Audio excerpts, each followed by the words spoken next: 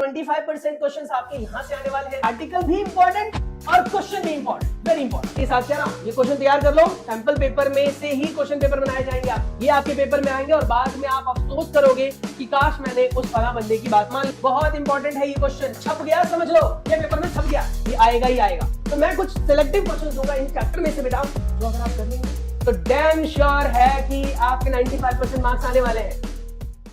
Hello प्यारे बच्चों, कैसे हैं आप सब? मैं कमल कुमार आपका आपके चैनल कॉमेट क्लासेस में स्वागत करता हूं बच्चों। तो आज हम बात करने वाले हैं एसएसटी के उन क्वेश्चंस के बारे में जो आपके पेपर में डैम श्योर आने वाला है। ये मैं श्योर कर रहा हूं, गारंटीड है ये कि इनमें से क्वेश्चन ही आने वाले हैं आपके। तो अगर आप लोगों ने अभी तक एसएसटी के बारे में बहुत कम पढ़ा हुआ है या फिर सीरियसली नहीं पढ़ा, क्योंकि हम ज्यादातर टाइम जो है मैथ और साइंस पर फोकस करके रह जाते हैं, तो एसएसटी और बाकी सब्जेक्ट्स हमारे थोड़े से वीक हो जाते हैं। तो अगर आप चाहते हैं कि आपके मार्क्स एसएसटी में अच्छे आए, आपके मार्क्स जो है इकोनॉमिक्स, हिस्ट्री सब में अच्छे मार्क्स आए, तो आपको इस वीडियो को लास्ट तक देखना चाहिए। अगर आपको बेटा वीडियो पसंद आए तो चैनल को सब्सक्राइब करना बिल्कुल ना भूलना। चलिए शुरू करते हैं हमारी आज की क्लास को, जिसके अंदर हम बात करने वाले हैं क्लास 10th के social science paper leak questions के बारे में। सीबीएसई बोर्ड का ये क्वेश्चन पेपर है। आप अगर किसी और बोर्ड में बेटा, जैसे कि जनरली आप एचबीएससी, आरबीएससी या फिर महाराष्ट्र बोर्ड वगैरह में, तो वहां के लिए भी ये क्वेश्चन बहुत इंपॉर्टेंट है। सीबीएसई ज्यादा फोकस है, यानी कि सीबीएसई का 95% क्वेश्चन यहीं से आने वाला है। मैं ये नहीं कह रहा कि सारे क्वेश्चन आएंगे, बार बार कह रहा हूं, लेकिन ये मेरी गारंटी है कि यहां से आपके लगभग 95% क्वेश्चंस कवर हो जाएंगे। ये आप सबको मैं पहले भी वीडियो में बता चुका हूं कि कोई भी टीचर ये नहीं कह सकता कि 100% पेपर यही आने वाला है। और अगर वो यूट्यूब के थंबनेल पर लगाता है या फिर वो अथॉरिटी देता है आपको कि 100% यही पेपर में आने वाला है, तो बेटा वो गलत है। क्योंकि बोर्ड जो पेपर डिजाइन करती है बेटा, उनको भी नहीं पता होता कि क्वेश्चंस कौन से आने वाले हैं। एक्चुअली बोर्ड के अंदर बहुत सारे मेंबर्स होते हैं जो अलग अलग क्वेश्चंस को पिक करते हैं और पिक करने के बाद एक क्वेश्चन पेपर तैयार करते हैं जो आप तक पहुंच पाता है सेट्स के फॉर्म में। तो हम बात करने वाले हैं क्लास 10th के सोशल साइंस के उन क्वेश्चंस के बारे में जो आपके पेपर में आ सकते हैं। तो चलिए शुरुआत करते हैं एसएसटी का कंप्लीट सिलेबस ओवरव्यू से। हिस्ट्री का, सिविक्स का, ज्योग्राफी का और इकोनॉमिक्स का, ये सभी पोर्शन बेटा इक्वल पार्टीशन में है, यानी 25% क्वेश्चंस आपके यहां से आने वाले हैं, 25% यहां से, 25% यहां से, 25% बेटा यहां से आने वाले हैं। टोटल जो आपका थ्योरेटिकल पेपर होगा वो 80 मार्क्स का होगा, आप सभी जानते हैं। 20 मार्क्स के क्वेश्चन आपके इंटरनल जो आपके टेस्ट वगैरह होते हैं या फिर आपके प्रोजेक्ट फाइल वगैरह बनाई जाती है बेटा, उनके भी हाथ पर आपके 20 मार्क्स जो है वो आपको दिए जाते हैं। और अगर आप प्राइवेट बोर्ड के अंदर है, प्राइवेट में है, मतलब प्राइवेट बोर्ड तो नहीं, एक्चुअली प्राइवेट स्कूल में है, तो यहां से मैं गारंटी कह रहा हूं कि आपको 18 से नीचे नहीं मिलने वाले हैं। और अगर आप गवर्नमेंट में है तो 17 से नीचे नहीं मिलने वाले। तो इतना आप समझ लीजिए कि यहाँ पर 18-17 मार्क्स आपके पक्के हैं। अगर आप टॉप क्वालिटी के बच्चे में आते हैं, यानी कि पूरे साल आपने बहुत अच्छा पढ़ा है, तो शायद आपको 20 में से 20 भी मिलेगा। तो ये 20 मार्क्स तो ऑलमोस्ट आपके 20 में से 18, 19 या फिर 17 तक तो पक्के हैं। बात आ जाती है कि इस 80 मार्क्स के क्वेश्चन को कैसे हम तैयार करें जिससे कि बोर्ड में हमारे अच्छे मार्क्स आ जाए। तो चलिए बात करते हैं हमारे पहले सेक्शन से, हिस्ट्री के बारे में। हिस्ट्री, जैसा कि आप सभी जानते हैं, हिस्ट्री के आपको क्वेश्चंस बहुत डिफिकल्ट लगते हैं, डेट याद रखना बहुत मुश्किल होता है। हिस्ट्री में जो चीजें हो चुकी है उसको रटने में मजा नहीं आता। कई बच्चों को हिस्ट्री पढ़ने में बड़ा मजा आता है कि हमारे पास में क्या हुआ था, लेकिन ज्यादातर बच्चों को हिस्ट्री में मजा नहीं आता। तो मैं कुछ सिलेक्टिव क्वेश्चन दूंगा इन चैप्टर में से बेटा, जो अगर आप कर लेंगे ना तो डैम श्योर है कि आपके 95% मार्क्स आने वाले हैं। और मैं आपको एक्साइटेड इसलिए नहीं कर रहा हूं कि भैया मेरी वीडियो को लास्ट तक देखो, अगर आपको स्किप करना है तो अभी स्किप करके आप जा सकते हो, लेकिन बाद में पछताने से आपको कोई फायदा नहीं है। देख लो यार, 5-7-10 मिनट लेने वाला हूं और उसमें मैं आपको इतनी अच्छी चीजें बताऊंगा कि आप लोगों को मन में लगेगा कि यार वर्थ इट है, ये टाइम वेस्ट करना इसके ऊपर वर्थ इट है। तो चलिए पहले हम क्वेश्चन की बात करते हैं। पहला जो क्वेश्चन यहां पर बनेगा हमारा इस चैप्टर से बनेगा, the rise of nationalism in Europe. ये 5 मार्क का क्वेश्चन बनाएगा बेटा। अब इसके अंदर कितने एमसीक्यू आने वाले हैं, कितने 2 मार्क के क्वेश्चन आने वाले हैं, वो मैं आगे बताऊंगा। B continue with this video. Now nationalism in India, ये आपके पास बेटा 5 मार्क का यहां से क्वेश्चन डिजाइन होगा। उसके बाद the making of global world, 3 marks का क्वेश्चन बनाएगा यहां से। The age of industrialisation, the age of industrialisation, ये 4 नंबर का क्वेश्चन बनाएगा। और प्रिंट कल्चर, ये आपका 3 नंबर का क्वेश्चन बनाएगा। ठीक है, ये ध्यान रखना। टिप और ट्रिक्स में क्या है, please revise these question and answers 1 in a week, यानी जो क्वेश्चंस मैं आपको प्रोवाइड करने वाला हूं हफ्ते में एक बार बस इसे पढ़ लेना है। रटना नहीं है, रट्टे नहीं मारने बेटा, सिर्फ पढ़ लेना है, लैंग्वेज समझ लेनी है, डेट वगैरह अपने आप याद हो जाएंगे। बहुत सिंपल सा ट्रिक है। तो चलिए शुरू करते हैं। तो हमारे पास ये है बेटा पहला चैप्टर, चैप्टर नंबर 1 है। आपकी बुक के अंदर कौन सा चैप्टर है वो आप देख लेना। चैप्टर नंबर 1 है the rise of nationalism in Europe. 5 mark का क्वेश्चन बनेगा और यहां से बेटा 5 नंबर का ही एक क्वेश्चन आता है।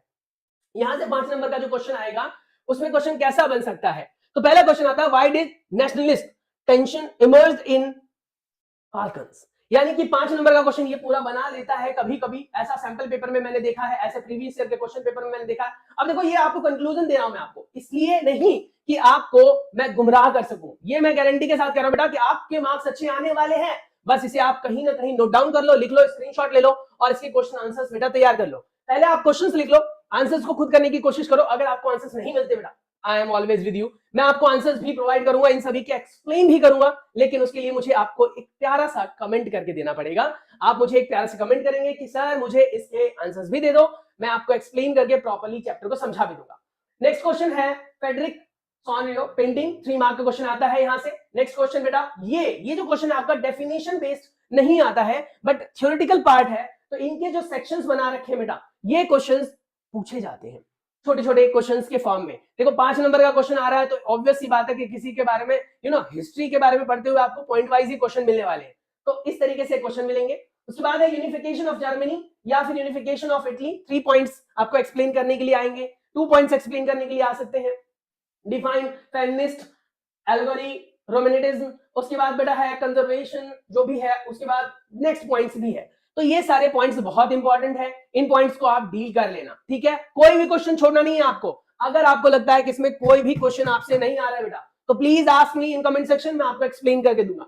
नेक्स्ट आता है what happened in economy hardship in 1830 in Europe. ये 5 नंबर का क्वेश्चन बना लेता है पूरा का पूरा, ध्यान से देखो यहाँ पर। उसके बाद है analyse the decisions taken by the conservatives at the Congress of Vienna in 1815, the year।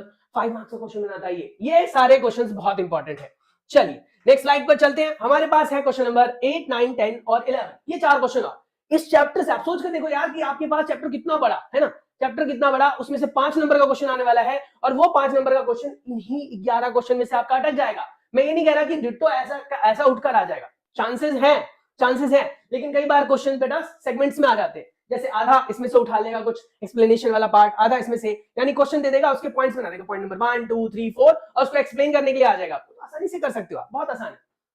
Question number 8 में क्या कह रहा है, how would you evaluate Napoleon as administrator who created a more rational and efficient system. कैसे बना, क्या क्या बातें हुई, ये सारी चीजें आपको यहां पर एक्सप्लेन करनी है। नेक्स्ट है बेटा explain rise of Napoleon in Europe. Europe में नेपोलियन का राइज अप कैसे हुआ, कैसे उन्होंने ग्रो किया, कैसे वो आगे प्रोसेस कर पा रहे थे, वो सारी चीजें आपको यहाँ पर एक्सप्लेन करनी है, ठीक है। नेक्स्ट है question number 10, what is allegory, who were Germania and Marie. अब समझ में ये जानने की जरूरत है यहाँ पर बेटा कि जब भी कभी भी किसी क्वेश्चन के बारे में आपसे पूछा जाता है ना, तो क्वेश्चन को आपको पहले पूरा पढ़ना है, समझना है, उसके बाद उसके आंसर्स की बात करनी है। नेक्स्ट बेटा हमारे पास क्वेश्चन नंबर 11 जो लास्ट क्वेश्चन है इस हमारे पास चैप्टर के लिए, what steps did French revolutionaries take to create a sense of collective identity among the French people. यानी कैसे क्या किया उन्होंने, क्या क्या बातें हुई, ये सारी चीजें आपको यहाँ पर एक्सप्लेन करनी है। बहुत ही सिंपल सी चीज है और क्वेश्चन को मैं एक्सप्लेन करने के लिए यहाँ पर अभी नहीं बैठा हूं, मैं सिर्फ आपको ये बता रहा हूं कि these are the question which are very important, paper में आएगा, लिख लो आप। अगर आपके प्री बोर्ड हो चुके हैं बेटा तो आपको जो क्वेश्चंस मैं प्रोवाइड कर रहा हूं आप नोटिस करना, इसमें से कितने सारे क्वेश्चंस आपके आए होंगे, आप चेक कर लो, आपको क्वेश्चन पेपर तो मिल ही चुका होगा। और अगर क्वेश्चन पेपर नहीं मिला, आपके प्री बोर्ड नहीं हुए बेटा, तो गारंटी के साथ कह रहा हूं ये क्वेश्चन तैयार कर लो, सैंपल पेपर में से ही क्वेश्चन पेपर बनाए जाएंगे आपके। जितने भी आपके प्री बोर्ड के क्वेश्चन पेपर्स बनने वाले बेटा उन सबके क्वेश्चंस मैं प्रोवाइड करूंगा, साथ ही सॉल्यूशंस की बात भी करेंगे, लेकिन वो आपके कमेंट के बाद, ठीक है। तो ये था हमारे पास चैप्टर, जिस चैप्टर से हमारे टोटल 5 नंबर के क्वेश्चन आने वाले थे ना। नेशनलिज्म इन इंडिया, इसमें से भी 5 नंबर का ही क्वेश्चन आएगा बेटा, और वो 5 नंबर का क्वेश्चन डिवाइड होगा 3 नंबर के क्वेश्चन में, एक 3 नंबर का क्वेश्चन बनेगा यहां से और 2 मैप के क्वेश्चन आएंगे। मैप बहुत इंपॉर्टेंट है, 5 नंबर का मैप बनने वाला है आपका, और उस 5 नंबर के मैप में 2 क्वेश्चन यहां से, मैप के 2 पॉइंट यहां से बनने वाले हैं। अब यहां पर बहुत इंपॉर्टेंट क्वेश्चंस क्या क्या है देखो, डिफाइन करने के लिए आएगा, रोलेट एक्ट क्या है, सत्याग्रह क्या है, बॉयकॉट क्या था, नेशनलिज्म और फोर्स्ड रिक्रूटमेंट क्या थी, ये सारी चीजें आपको एक्सप्लेन करने के लिए आएंगी। सेकंड क्वेश्चन में आ रहा है द जलियांवाला बाग मैसेकर क्या था, उसके बाद साइमन कमीशन क्या था, कब हुआ, कैसे हुआ, ये सारी चीजें आपको पता होनी चाहिए। What is non cooperative movement, non cooperative movement क्या था, why did Gandhi ji withdraw it, Gandhi ji ने इसे वापस क्यों ले लिया, नॉन कोऑपरेटिव मूवमेंट क्या था, गांधी जी ने वापस क्यों ले लिया। हमने पढ़ा था ना कि non cooperative movement Gandhi ji के वापस लेने के पीछे एक ही वजह थी कि उन्होंने बहुत सारी, यानी उस मूवमेंट ने बहुत सारी अशांति फैला दी थी, इसीलिए उन्हें वापस लेना पड़ा। बहुत सारे लोग जो थे वो मारे गए थे, दंगे फसाद हुए, इसलिए वापस लेना पड़ा।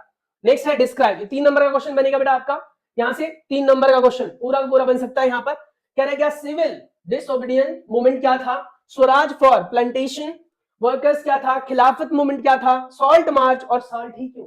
यानी हमने पढ़ा था ना कि गांधी जी ने दांडी मार्च स्टार्ट किया था, स्टार्टिंग में दांडी मार्च के नाम से दांडी नमक भी आता था, आप गूगल पर सर्च कर लेना दांडी नमक, आपको कोई ना कोई ऐड वाली मिल जाएगी आपको। तो कहीं ना कहीं उन्होंने सॉल्ट ही पिक किया था। और सॉल्ट क्यों पिक किया था, क्योंकि हमने पढ़ा था सॉल्ट पर बहुत बड़ा जो है वो कह सकते हो टैक्स लिया जा रहा था, जिसकी वजह से सॉल्ट बहुत महंगा था। और सॉल्ट एक नेचुरल रिसोर्स है, जहां से हम कह सकते हो सॉल्ट को ऑब्टेन करते हैं, वो है सी, और उस पर किसी का राइट नहीं होता, इसीलिए सॉल्ट को ही पिक किया गया था। क्लियर है। Now how the first world war helped in growth of nationalism in India, first world war ने नेशनलिज्म को ग्रो करने में कैसे मदद की, वो आपको यहाँ पर एक्सप्लेन करना है। पॉइंट बहुत सिंपल से है बेटा, आप जितनी बार क्वेश्चंस को पढ़ोगे उनके आंसर्स उतनी बार आपको क्लियर होते जाएंगे। तो कई बच्चे ऐसे होते हैं जिनको ना रटने की आदत होती है, मतलब आंसर्स रट लेते हैं, क्वेश्चन को प्रॉपर्ली समझते नहीं है। तो मैं सजेस्ट करूंगा बेटा कि पहले आप इन क्वेश्चन को स्क्रीनशॉट लेकर या फिर वीडियो को पॉज करके क्वेश्चंस को लिख लो, क्वेश्चंस को लिखने के बाद फिर इसके आंसर्स को सर्च करना है। तो ये सारी बातें हैं जो बहुत ज्यादा जरूरी है। और ये लिखा हुआ है, what is the role of different classes groups joining the civil disobedient movement. Civil disobedient movement में जितने भी ग्रुप ऑफ पीपल, क्लासेस, लोग वगैरह जुड़े थे, उनके बारे में यहाँ पर आपको बताना है। तो अभी हमने 6 क्वेश्चन कवर किए बेटा, और बाकी के यहाँ पर आपके 8 क्वेश्चन है। 14 क्वेश्चन मैंने इस चैप्टर से प्रोवाइड किया। अब कहोगे सर 14 ही क्वेश्चन तो हमारे चैप्टर के हैं ही, तो देखो बेटा मैंने ये नहीं कहा कि मैं आपको एग्जैक्ट वही क्वेश्चन दे रहा हूं, पर मैं ये कह रहा हूं कि इससे ज्यादा फालतू पढ़ने की आपको जरूरत नहीं है, क्योंकि यहाँ पर मैंने एक लाइन लिख कर दी थी आपको कि इससे बाहर नहीं आने वाला है। तो हमारे पास है next question number 7, what is non cooperative movement. Non cooperative movement क्या था, अगर आता है तो 3 नंबर का क्वेश्चन बन जाता है यहाँ से। व्हाट इज पोनेंट पैक्ट, पोनेंट पैक्ट क्या था, कैसे शुरू हुआ, क्या क्या वजह थी, तो वो सारी चीजें। सत्याग्रह मूवमेंट चंपारण 1916 में चंपारण बिहार, 1917 में खेड़ा डिस्ट्रिक्ट गुजरात, 1918 में अहमदाबाद गुजरात। तो क्या था, कैसे हुआ, तब देखो यहां पर हमने क्या कहा था, हमने कहा था 2 मैप आ सकते हैं। अब सवाल उठता है कि मैप जो आएगा वो कैसे पूछा जाएगा। तो बेटा ये जो हमारे डिफरेंट मोमेंट्स हुए ना, वो कहां पर हुए, जैसे ये हुआ बिहार में, तो आपको मैप पर पता होना चाहिए बिहार। उसके बाद 1917 में वो हुआ था गुजरात में, अहमदाबाद गुजरात में। तो ये पॉइंट्स आपको क्लियर होनी चाहिए। क्लियर। मैं आपको एक जो ग्राफ है ना उसका अलग से वीडियो बनाकर दूंगा, मैप का अलग से वीडियो बनाकर दूंगा। अगर आप लोग हमारे चैनल के साथ जुड़ते बेटा तो हमें बहुत अच्छा लगने वाला है, और डेफिनेटली आप भी लव करने वाले हैं इस चैनल से, क्योंकि यहाँ से बहुत अच्छे अच्छे कंटेंट मिलेंगे आपको। कमेंट क्लासेस अपडेट्स से यहाँ से आपको बहुत सारे कंटेंट्स मिलने वाले हैं, तो be ready for that. Next आता है describe the knife stealing incident. क्या था ये नाइफ स्टीलिंग इंसिडेंट, क्या था, कैसे हुआ और कैसे ये बंद हुआ, ये सारी चीजें आपको यहाँ पर समझनी है। नेक्स्ट है question number 11, why did non cooperative movement slow down. क्यों नॉन कोऑपरेटिव मूवमेंट जो है वो कम ढीला पड़ गया था या फिर उसे रोकना पड़ा था, क्या वजह थी वो। Why is the growth of nationalism in the colony linked to the anti colonial movement, कैसे था, वो 3 नंबर का क्वेश्चन पूछा जाएगा।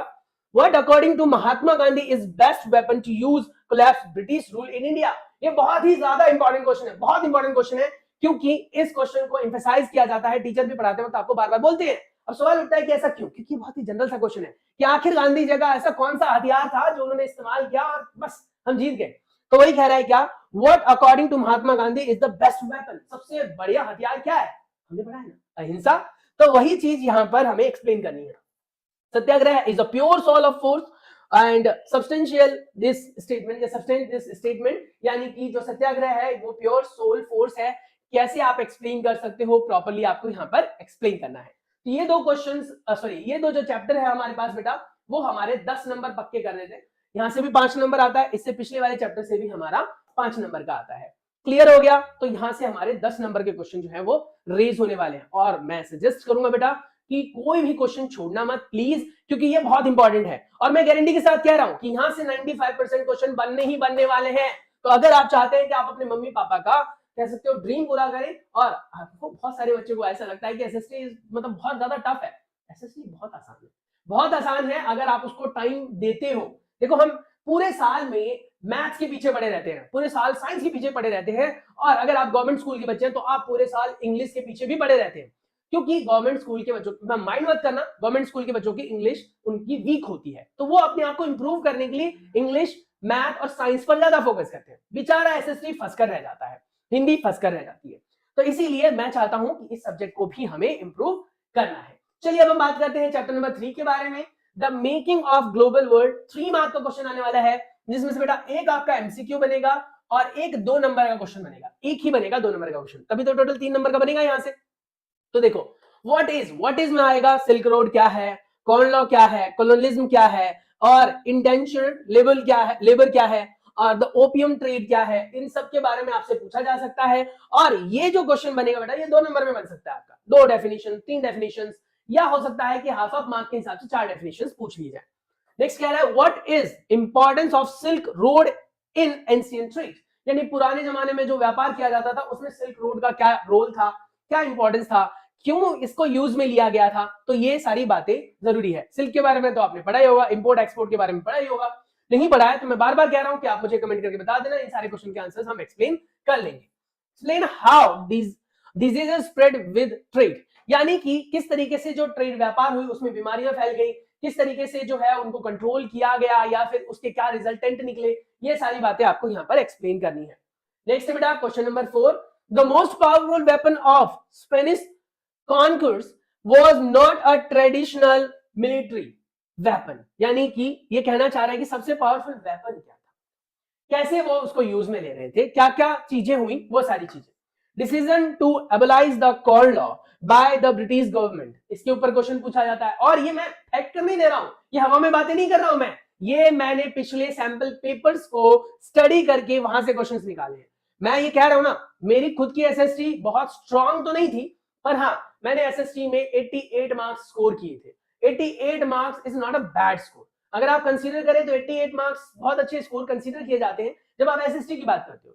अब वो भी उस टाइम की बात कर रहा हूं जब मैंने 2005 में एग्जाम दिया था। 2005 मैं 2005 में पास आउट हो चुका हूं 10th। अब उस टाइम से मैं जब एसएसटी की स्टडी करता हूं ना, तो मुझे पता लगता है कि कहां कहां पर मेरे से गलतियां हुई, जहां पर मैं स्कोर और अच्छा कर सकता था। तो वो गलतियां आपसे नहीं होने दूंगा मैं, नहीं नहीं नहीं, ये कसम खा रखी मैंने। तो इसीलिए बेटा इन सभी क्वेश्चंस को तैयार कर लेना। नेक्स्ट है आपके पास, explain how the global transfer of diseases in pure modern world help colonize और कॉलोनाइजेशन ऑफ द अमेरिका। तो ये कहीं ना कहीं क्वेश्चंस ऐसे हैं बेटा जो बहुत इंपॉर्टेंट हैं और यहां से क्वेश्चन बनेंगे। मैं चाहूं तो डायरेक्टली आपको क्वेश्चन पेपर का ना पीडीएफ भी प्रोवाइड कर सकता हूं, बट जितने पावर के साथ आपको यहां पर समझ में आएगा वहां नहीं आएगा। तो क्वेश्चन तो मैं यहाँ पर एक्सप्लेन बहुत थोड़ा ही कर रहा हूँ, मैं एग्री करता हूँ क्वेश्चन में बहुत थोड़ा एक्सप्लेन कर रहा हूँ, क्योंकि एक्सप्लेनेशन वीडियो नहीं है बेटा, ये फिर बहुत लंबी चली जाएगी। टोटल हमारे पास 43 स्लाइड्स है, जो कि आप यहाँ पर देख सकते हो, मेंशन हो रहा होगा 43 स्लाइड्स है। अभी हम सिर्फ 9th स्लाइड पर पहुंचे हैं, हमारी हिस्ट्री भी कंप्लीट नहीं हुई है, ज्योग्राफी है, सिविक्स है और हमारे पास इकोनॉमिक्स है। तो ये सारी चीजें कवर करते तो बहुत टाइम लग जाएगा, इसीलिए क्वेश्चंस मैंने दे दी हैं, आप उसको कर लेना। उसके बाद the age of industrialisation 4 number का बनेगा बेटा। बहुत सारे वीडियो में मैंने देखा कि उन्होंने कहा कि ये चीज हट गई है, और इसमें किसी ने 6 मार्क्स का बना रखा है इसको, किसी ने 3 मार्क्स का बना रखा है, लेकिन बेटा ऐसा नहीं। और ये चैप्टर बहुत इंपॉर्टेंट है लेकिन बहुत आसान है। अब आसान मैंने क्यों बोला इसको, देखो 2 नजरिए हैं, एक तो सच में इसके क्वेश्चन बहुत सिंपल से आते हैं, दूसरा इसमें से जो क्वेश्चन आता है बेटा वो केस बेस्ड स्टडी आता है। 4 नंबर का पूरा केस बेस्ड स्टडी क्वेश्चन आएगा, CB stand for case based. Case based question आने के लिए जो है ना, वो आपके पास एक पैराग्राफ होता है, उसकी स्टडी करनी होती है, उसकी बातें आपको लिखनी होती है, कुछ बेसिक नॉलेज होनी चाहिए जो आपको पहले से होगी, तो आपको लिखने में मजा आएगा। पहला क्वेश्चन कहता है why did the industrial production increases in India during the first world war. First world war के ड्यूरेशन में इंडस्ट्रियल प्रोडक्शन क्यों बढ़ गई थी, क्या रीजन था, क्या वजह थी, एक्सप्लेन करना है यहाँ पर। आप देखो किसी भी क्वेश्चन के आंसर को देते हो बेटा तो गो विद पॉइंट वाइज। अगर आप पैराग्राफ के फॉर्म में लिखोगे ना तो टीचर इरिटेट हो जाता है, उसको समझ में नहीं आती चीजें और वो पढ़ता भी नहीं है। कई बच्चों ने तो हिसाब किताब लगा रखा है कि भैया 4 नंबर का क्वेश्चन तो 1 बिलान का आंसर होना चाहिए, 6 नंबर का क्वेश्चन तो भैया एक पूरा पेज और दूसरा भी आधा पेज होना चाहिए कम से कम। ऐसा नहीं होता बेटा, आप क्वेश्चंस के आंसर पॉइंट वाइज लिखना शुरू करो। आप सिर्फ पॉइंट से लिखो ना, दिमाग में एक साइकोलॉजिकल प्रेशर डाल दो टीचर के कि सर मैंने इसके बारे में 4 पॉइंट लिखे हैं, तो 4 पॉइंट के मेरे आधे आधे नंबर तो दोगे। तो इस हिसाब से कितने हो गए 4 लाइन में, 4 लाइन में आपको 2 नंबर मिल गए। वैसे अगर पूरा पैराग्राफ लिखोगे बेटा तो शायद आपको 2 नंबर पूरे नहीं मिलेंगे। तो गो विद पॉइंट वाइज, ये सबसे इंपॉर्टेंट की पॉइंट है एसएसटी में मार्क्स स्कोर करने के लिए। बहुत सारे टीचर कहते हैं अरे यार एसएसटी का पेपर है, ज्यादा लिखना है, शीटें भरनी है। तो क्यों भरनी है, जितना पूछा उतना लिखना है। जितना पूछा है उतना लिखना है, उतना ही लिखो, उससे ज्यादा क्यों लिखना है। तो ये सारी बातें आपको ध्यान रखनी है। Now, explain any three factors responsible for the decline of cotton textile industry in India in the middle 19th century. 19th century के बीच में कॉटन की जो टेक्सटाइल इंडस्ट्रीज थी उसको डिक्लाइन क्यों कर दिया गया था, क्या क्या फैक्टर्स थे, क्या क्या वजह थी, वो आपको यहाँ पर एक्सप्लेन करना है। ठीक है, ये जो क्वेश्चन बनता है बेटा, ये बनता था वैसे 2 नंबर के लिए। अब ये क्वेश्चन जो है केस बेस्ड स्टडी में आएगा तो शायद इसमें से एक पॉइंट पूछा जाएगा। क्लियर है। नेक्स्ट आता है, why was it difficult to get job in India factories and mills even when so many of them had come up in 19th century. यानी बहुत सारे जो जॉब थे, जॉब की अपॉर्चुनिटीज थी बेटा, वो 19th सेंचुरी में आई, लेकिन वहां पर उस टाइम जॉब लेना बहुत डिफिकल्ट क्यों था, क्या वजह थी 19th सेंचुरी में जॉब आसानी से नहीं मिलती थी, वो रीजंस आपको यहाँ पर एक्सप्लेन करना है। जॉब तो वैसे भी आपको पता है आने वाले टाइम में भी नहीं मिलने वाला है, क्यों, रीजन क्या है, इलिटरेट पर्सन। आप भी अगर अच्छा नहीं पढ़ोगे बेटा, अच्छा नंबर स्कोर नहीं करोगे, अच्छे आपके परसेंटेज नहीं मिलेंगे, तो आपको भी पता है कि आपके भी मार्क्स की वजह से जॉब नहीं मिल सकती है। तो अभी थोड़ी सी अगर हम मेहनत कर ले, अभी इन क्वेश्चंस पे फोकस कर ले, अगर अभी हमारे चैनल को सब्सक्राइब कर ले, तो फ्यूचर में शायद आपको अफसोस ना हो। चलिए नेक्स्ट हम बात करते हैं, how was foreign trade from India conducted before age of machine industry, explain. यानी कि मशीन इंडस्ट्री के, देखो ये लिखा हुआ है ना, मशीन इंडस्ट्री, देखो age of machine industry, machine industry के टाइम की बातें कर रहा है। How was foreign trade from India conducted before the age of machine industry, machine industry के एज से पहले फॉरेन ट्रेड को कैसे बैलेंस किया जाता था, कैसे कंडक्ट किया जाता था, इंपोर्ट एक्सपोर्ट कैसे होते थे, कैसे पेपर वर्क होते थे, वो सारी चीजें यहां पर लिखनी है। How did many Indian entrepreneur survive despite of tight economic controls imposed by the British government। तो ये क्वेश्चन भी बेटा पिछले सैंपल पेपर में आया हुआ है, जो पिछले सैंपल पेपर्स डिजाइन किए गए थे लास्ट ईयर बेटा, उसमें आया हुआ है। हालांकि लास्ट ईयर से इस ईयर में बहुत सारी चीजें प्लस और माइनस हुई हैं, लेकिन बेटा क्वेश्चन का लेवल जो है वो आप देखकर ही अंदाजा लगा सकते हो कि these are very simple question. चलिए अब हम बात कर लेते हैं अगले 3 क्वेश्चंस के बारे में। Explain 3 factors responsible for decline of cotton textile industry in mid century. ये शायद सेम क्वेश्चन रिपीट हो गया बेटा, यहाँ पर डिक्लाइन वाला था ना, यहाँ से सेम क्वेश्चन रिपीट हो गया, कोई बात नहीं, बट ये आप मेंशन कर सकते हो। Highlight any 5 points which enable the handloom sector score over machine made goods and face the competition. यानी कंपटीशन को कैसे फेस किया गया, 5 ऐसे पॉइंट के बारे में आपको बताना है जो कि हैंडलूम सेक्टर के अंदर प्रॉब्लम्स आई थी और उसको कैसे फेस किया गया था। उसके बाद नेक्स्ट है, how did cotton factories become intimate part of English landscape in the early 19th century. यानी कि 19th सेंचुरी के शुरुआत में जो मतलब इंग्लिश थे ना, इंग्लिश लोग समझ रहे हो क्या है इंग्लिश लैंडस्केप, क्या है ब्रिटिश, तो उस टाइम की बात कर रहा है कि कैसे उस टाइम जो है वो एक पार्ट बन गई थी उनके, कह सकते हो टेक्सटाइल इंडस्ट्री में एक बहुत बड़ा रोल प्ले कर रही थी। कॉटन का यूज बहुत ज्यादा होने लगा था, सिल्क का यूज भी हो रहा था, कॉटन का यूज भी हो रहा था। तो ये क्वेश्चन बेटा बहुत इंपॉर्टेंट है, आप मेंशन कर सकते हैं। चलिए अब हम बात करते हैं 5th के बारे में, यानी 5th चैप्टर के बारे में, जो हमारा है प्रिंट कल्चर। लास्ट चैप्टर है बेटा ये हमारे हिस्ट्री का ये लास्ट चैप्टर, टोटल 5 चैप्टर्स की बात कर रहे हैं हम, और टोटल उनका मार्क्स डिस्ट्रीब्यूशन जो है वो 20 मार्क्स का है, जिसमें अब तक हमने 17 मार्क्स को कवर कर लिया है। ये जो चैप्टर है बेटा ये 3 एमसीक्यूज के साथ आता है, यानी यहाँ से क्वेश्चंस बहुत सिंपल पूछे जाने वाले हैं, आपसे सिर्फ 3 एमसीक्यूज आएंगे इस चैप्टर में से। तो इसका मतलब यहाँ से क्वेश्चन बहुत बड़े नहीं आने वाले।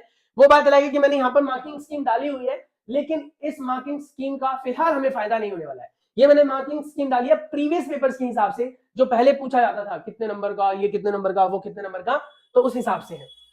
पहला क्वेश्चन है, what did spread of print culture mean in 19th century India, women, the poor and children. यानी इन सब के बारे में एक्सप्लेन करना है, आपको प्रॉपर्ली अंडरस्टैंड करना है। और बार बार मैं कह रहा हूं बेटा, हवा में बातें नहीं कर रहा मैं, ये आपके पेपर में आएंगे और बाद में आप अफसोस करोगे कि काश मैंने उस फला बंदे की बात मान ली होती, काश मैंने ये क्वेश्चंस कर लिए होते। आपने कई बार नोटिस किया होगा बेटा कि जब हमसे गलतियां हो जाती है तब हमें ऐसा लगता है कि काश मैंने ऐसा नहीं किया होता, या काश मैंने ये चीज कर ली होती, यही आंसर्स आते हैं ना हमारे माइंड में।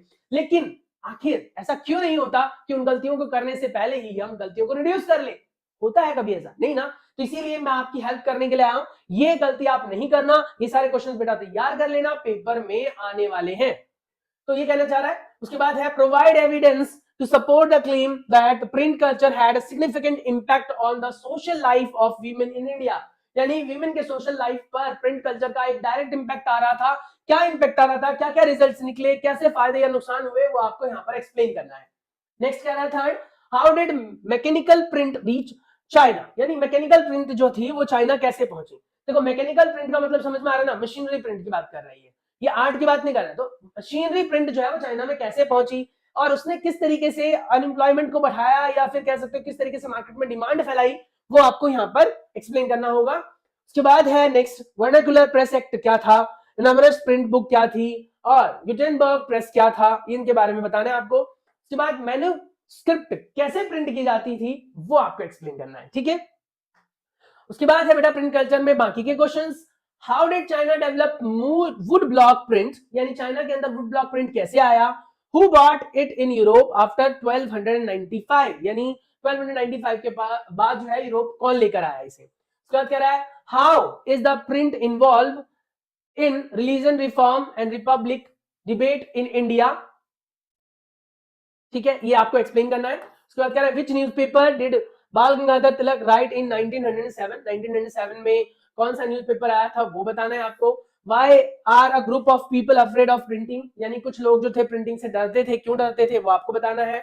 Why did Gandhi ji say that fight for independence of Swaraj is fight for freedom of press, freedom of speech, freedom of society। very very very important question, इसके आगे तो जितना भी लगाओ उतना बेटा छोटा है। ये क्वेश्चन आता ही आता है, आता ही आता है, लिख लो इसे, ये आता आता समझ लो, छप गया आपके पेपर में, ये समझ लो छप गया। अब आप कहोगे कि सर इतना अग्रेसिव क्यों हो रहे हो, मैं इसलिए कह रहा हूं बेटा क्योंकि ये क्वेश्चंस ऐसे क्वेश्चंस हैं जो आपके पेपर में आने वाले हैं और मैं नहीं चाहता कि आप अफसोस करें, तो ये क्वेश्चंस बहुत इंपॉर्टेंट है। उसके बाद राजा रवि वर्मा पेंटिंग क्या थी, कैसी थी वो पेंटिंग, आप उसको एक्सप्लेन करेंगे, एक्सप्लेन करने के लिए आ सकता है। पेंटिंग आप देख लेना बेटा, एक राजा रवि वर्मा है, उनके बगल में 2 फीमेल्स है, क्या है वो पेंटिंग आपकी बुक में मेंशन है, वो आप देख सकते हैं। तो इस तरीके से बेटा हमें एसएसटी का जो ये पोर्शन है, कौन सा बेटा, हिस्ट्री, वो कंप्लीट कर लिया। मैं फिर बार बार बोल रहा हूं बेटा कि क्वेश्चन आंसर्स को आपको वीक में एक बार रिवाइज करना है। आप डिसाइड कर लो ना कौन सा एक दिन है जिसमें आप हिस्ट्री के क्वेश्चंस को पढ़ोगे, सिर्फ यही क्वेश्चन करने, इसके अलावा कुछ नहीं करना। चैप्टर्स पढ़ना छोड़ दो। अब अगर आपको लगता है कि टाइम है मेरे पास तो पढ़ो, नहीं तो बेटा क्वेश्चन आंसर्स करो, डू डेली क्वेश्चन आंसर्स। जितने ज्यादा क्वेश्चन आंसर्स करोगे उतना ही आपको फायदा होने वाला है, समझ रहे हो। तो बहुत ही आसान है, आप आसानी से कर सकते हो, इससे बाहर कुछ नहीं, सच में कुछ नहीं भाई, मजाक नहीं कर रहा। चलिए, तो इस तरीके से हमने एसएसटी का कर दिया है गेम ओवर। एसएसटी पूरी नहीं हुई है भाई, एसएसटी का एक सेगमेंट कंप्लीट कर लिया है। जितनी बातें अब तक आपने सुनी बेटा वो आपके 25% एसएसटी के मार्क्स को कवर कर देते हैं। यानी कि आपने देखा बेटा कि हमारे पास टोटल 20 नंबर के क्वेश्चंस आने वाले हैं हिस्ट्री से, और हिस्ट्री का पोर्शन यहाँ पर आपका कंप्लीट हो जाता है। तो मैं चाहता हूं बेटा कि आप इस वीडियो के साथ आगे भी बने रहें, जिससे कि मैं सिविक्स, ज्योग्राफी और इकोनॉमिक्स के बारे में भी बताऊं तो आपको समझ में आ जाए। तो होपफुली यहां तक तो आपको सब समझ में आ गया होगा, क्लियर है, श्योर। तो इसके बाद हम बात करेंगे बेटा हमारे सिविक्स के बारे में, और उसके अंदर है हमारे पास ये 5 चैप्टर्स। एक जो चैप्टर है बेटा ये देखो आप यहाँ पर, चैप्टर डिलीटेड फ्रॉम सिलेबस। कौन से चैप्टर है, चैप्टर नंबर 3 जो आपके बुक का है बेटा, आपके बुक का चैप्टर नंबर 3। ये 3 पर मत जाना, ये 3 नहीं, ये तो मैंने नंबरिंग दी हुई है। चैप्टर नंबर 3 आपका सिलेबस से डिलीटेड है, उसको कट कर देना।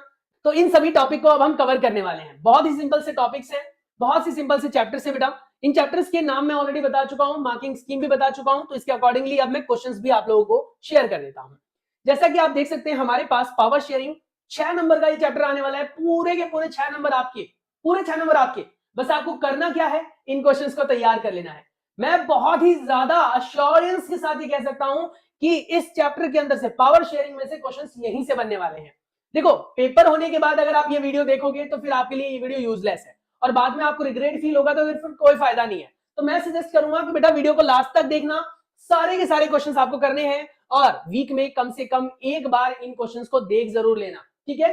तो पहला क्वेश्चन हमारे पास, mention the languages which are prominently present in Belgium. Belgium में कौन कौन से लैंग्वेजेस हैं, क्योंकि देखो यहां से जो क्वेश्चंस बनते हैं वो बेटा केस बेस्ड बनते हैं, और यहां से 2 एमसीक्यू भी आते हैं, यानी कि यहीं से आपके वो 2 क्वेश्चंस एमसीक्यू के रह सकते हैं जो आपके पेपर में आने वाले हैं। सैंपल पेपर्स में से ये क्वेश्चंस उठाए गए हैं, और बेटा सैंपल पेपर में इनमें से क्वेश्चंस जो डिजाइन किए गए थे वो बिल्कुल मैच कर रहे थे, और मेरे को पूरी अश्योरेंस है कि बेटा ये फ्यूचर में आपके पेपर में देखने के लिए मिल सकता है। Explain the vertical and horizontal power sharing, vertical और हॉरिजॉन्टल पावर शेयरिंग क्या होती है वो आपको एक्सप्लेन करना है। What are the different form of power sharing in modern democracies, modern democracy के अंदर modern form of power sharing क्या है वो आपको एक्सप्लेन करना है, modern form of power sharing, ठीक है, ध्यान से सुनना। नेक्स्ट बेटा एक्सप्लेन मेजोरिटेरियनिज्म इन श्रीलंका, उसके बाद है explain accommodation in Belgium, why is power sharing is important, give the rational and moral reason for sharing of power. बहुत ही important question, very very very important question, इसमें मैं 2 बार भी लिख रहा हूं बेटा क्योंकि ये बहुत ही ज्यादा इंपॉर्टेंट है, वेरी इंपॉर्टेंट क्वेश्चन, ठीक है। उसके बाद है explain efforts of Tamils to gain power in Sri Lanka, Sri Lanka के अंदर तमिल ने अपने क्या क्या एफर्ट्स लगाए पावर को गेन करने के लिए, वो आपको एक्सप्लेन करना है, बहुत इंपॉर्टेंट है, ये ध्यान रखना, आपको वीक में रिवाइज करना है। और इससे बाहर बेटा कुछ नहीं, यहीं से आने वाला है पेपर आपका, यहीं से आने वाला है, बस यहीं से, तो तैयार कर लो इसको। नेक्स्ट बेटा आपके पास हमारे पास फेडरलिज्म, ये हमारा 3 नंबर का चैप्टर बनने वाला है, 3 नंबर का, यानी कि यहां से 3 नंबर के क्वेश्चन आएंगे। और देखो यहाँ पर एक 2 नंबर का क्वेश्चन डिजाइन होगा और एक एमसीक्यू आएगा, एमसीक्यू के क्वेश्चन तो बहुत आसान रहने वाले, बहुत आसान, मतलब इतने आसान आएंगे कि आप देखते हैं आंसर टिक कर दोगे लाइक दिस। तो एमसीक्यू एक आएगा, यहां से 2 आएंगे, 2 नंबर का क्वेश्चन बेटा एक बनेगा। क्वेश्चन क्या हो सकता है, तो कहते हैं what is federal state, federalism, उसके बाद है डिसेंट्रलाइजेशन, उसके बाद है कोलिशन, गवर्नमेंट और जुडिक्शन क्या होते हैं, ये सब एक्सप्लेन करने के लिए आ सकता है। नेक्स्ट आपके पास second, write 5 main features of federalism, federalism के 5 मेन फीचर लिखने हैं, हो सकता है कि 2 लिखने के लिए आ जाए, 3 लिखने के लिए आ जाए, 4 लिखने के लिए आ जाए, पर ये ध्यान रखना अगर 2 नंबर में आएंगे बेटा तो आपको कम से कम 3 पॉइंट्स लिखने होंगे, अगर पॉइंट मेंशन है कि 3 लिखो तो 3 ही, और कहेगा राइट सम पॉइंट्स तो बेटा कम से कम 3 पॉइंट लिखने हैं आपको, एक एक्स्ट्रा लिखकर चलना है, मार्क के हिसाब से एक एक्स्ट्रा लिखकर चलना है। उसके बाद क्या रहेगा, what makes India a federal country, union list, state list, उसके बाद कॉन्करेंट लिस्ट, इनके बारे में भी एक्सप्लेन करना है बेटा। नेक्स्ट आपके पास difference between coming together and maintaining a federation together, federation together और कमिंग टुगेदर के बीच में क्या डिफरेंस है वो आपको बताना है। Difference between federal and union government system, बहुत इंपॉर्टेंट है ये, लिटरली कह रहा हूं बहुत इंपॉर्टेंट है ये आएगा, समझ लो पेपर में आ गया ये। उसके बाद बेटा how is federalism practised, federalism की तैयारी कैसे की जाती है, क्या मतलब कैसे इसको इंप्लीमेंटेशन में लिया जाता है, क्या क्या रूल्स होते हैं, क्या है ये चीज, तो ये बेटा आ सकता है, ये भी बहुत इंपॉर्टेंट है, वेरी इंपॉर्टेंट है ये भी, ठीक है। तो आपको देखा ही होगा आपने सैंपल पेपर, अगर आप परफॉर्म कर रहे होंगे तो आपको ये क्वेश्चंस देखने के लिए मिले होंगे। Mention any 2 reason to state the India is a federal country, आपको 2 ऐसे रीजन या 3 ऐसे रीजन लिखने हैं कि इंडिया हमारी एक फेडरल कंट्री है, तो आप कैसे एक्सप्लेन करोगे कि इंडिया एक फेडरल कंट्री है, तो इसके लिए आपको कुछ तो पॉइंट एक्सप्लेन करने होंगे, कुछ तो अपने एविडेंसेस देने होंगे, भैया मैंने इस वजह से बोला, तो क्यों बोला, क्या रीजन थे, वो आपको यहाँ पर एक्सप्लेन करना है, कितना आसान है ना। चलिए नेक्स्ट स्लाइड पर चलते हैं, लास्ट क्वेश्चन है फेडरलिज्म के 3 नंबर के क्वेश्चन के लिए 2 और 1 में, the Indian constitution provide 3 list to distribute legislative power, state any 2 subjects that are included in the union list, in which list the subject education is included and why, यानी education को include किया गया है तो क्यों किया गया है ये भी बताना है। उसके बाद कहता है क्या कि आपको वो जो लिस्ट है उसके बारे में एक्सप्लेन करना है, तो कर सकते हैं, बड़ा आसान है। चलिए नेक्स्ट हम चैप्टर पर चलते बेटा, चैप्टर नंबर 3 है जेंडर, रिलीजन, कास्ट, ये 3 नंबर का क्वेश्चन बनाता है जिसमें 1-2 नंबर का आएगा और एक एमसीक्यू बनेगा बेटा आपका, ठीक है। इसमें आता है पहला question, what is sexual division of labour, feminist communism क्या है, सेकुलर स्टेट क्या है, कम्युनल पॉलिटिक्स क्या है, उसके बाद कास्ट हायरार्की क्या है, तो ये एक्सप्लेन करने के लिए आ सकता है। Mention different aspect of life in which women are discriminated in education of India, paid jobs, crime, male child, female child और चाइल्ड मैरिज, यानी कि इन सब चीजों में कैसे उनके साथ डिस्क्रिमिनेंसी किया जाता है, कैसे उनके साथ भेदभाव किया जाता है, आपको वो एक्सप्लेन करना है। आप लोगों ने अपने आसपास में देखा होगा फीमेल के साथ बहुत ज्यादा गलत व्यवहार किए जाते हैं, मैं सपोर्ट नहीं कर रहा किसी को, मैं अगेंस्ट भी नहीं किसी के, मैं बस बोल रहा हूं कि हमारी सोसाइटी की ये एक कह सकते हो झलक है जिसमें आप देख सकते हो कि कहीं ना कहीं डिस्क्रिमिनेंसी अभी भी हो रही है, कई जगहों पर डिस्क्रिमिनेंसी हटा दी गई है, कई जगह पर बिल्कुल खत्म हो गई है, मतलब फीमेल और मेल दोनों एक जैसे ही ट्रीट किए जा रहे हैं, लेकिन कई जगहों पर अभी भी उनको बहुत टॉर्चर किया जा रहा है। तो कहते हैं क्या कैसे डिस्क्रिमिनेंसी किया जाता है एजुकेशन को लेकर इंडिया में, पेड जॉब्स को लेकर, क्राइम को, या फिर अदर रीजंस, वो आपको बताना है।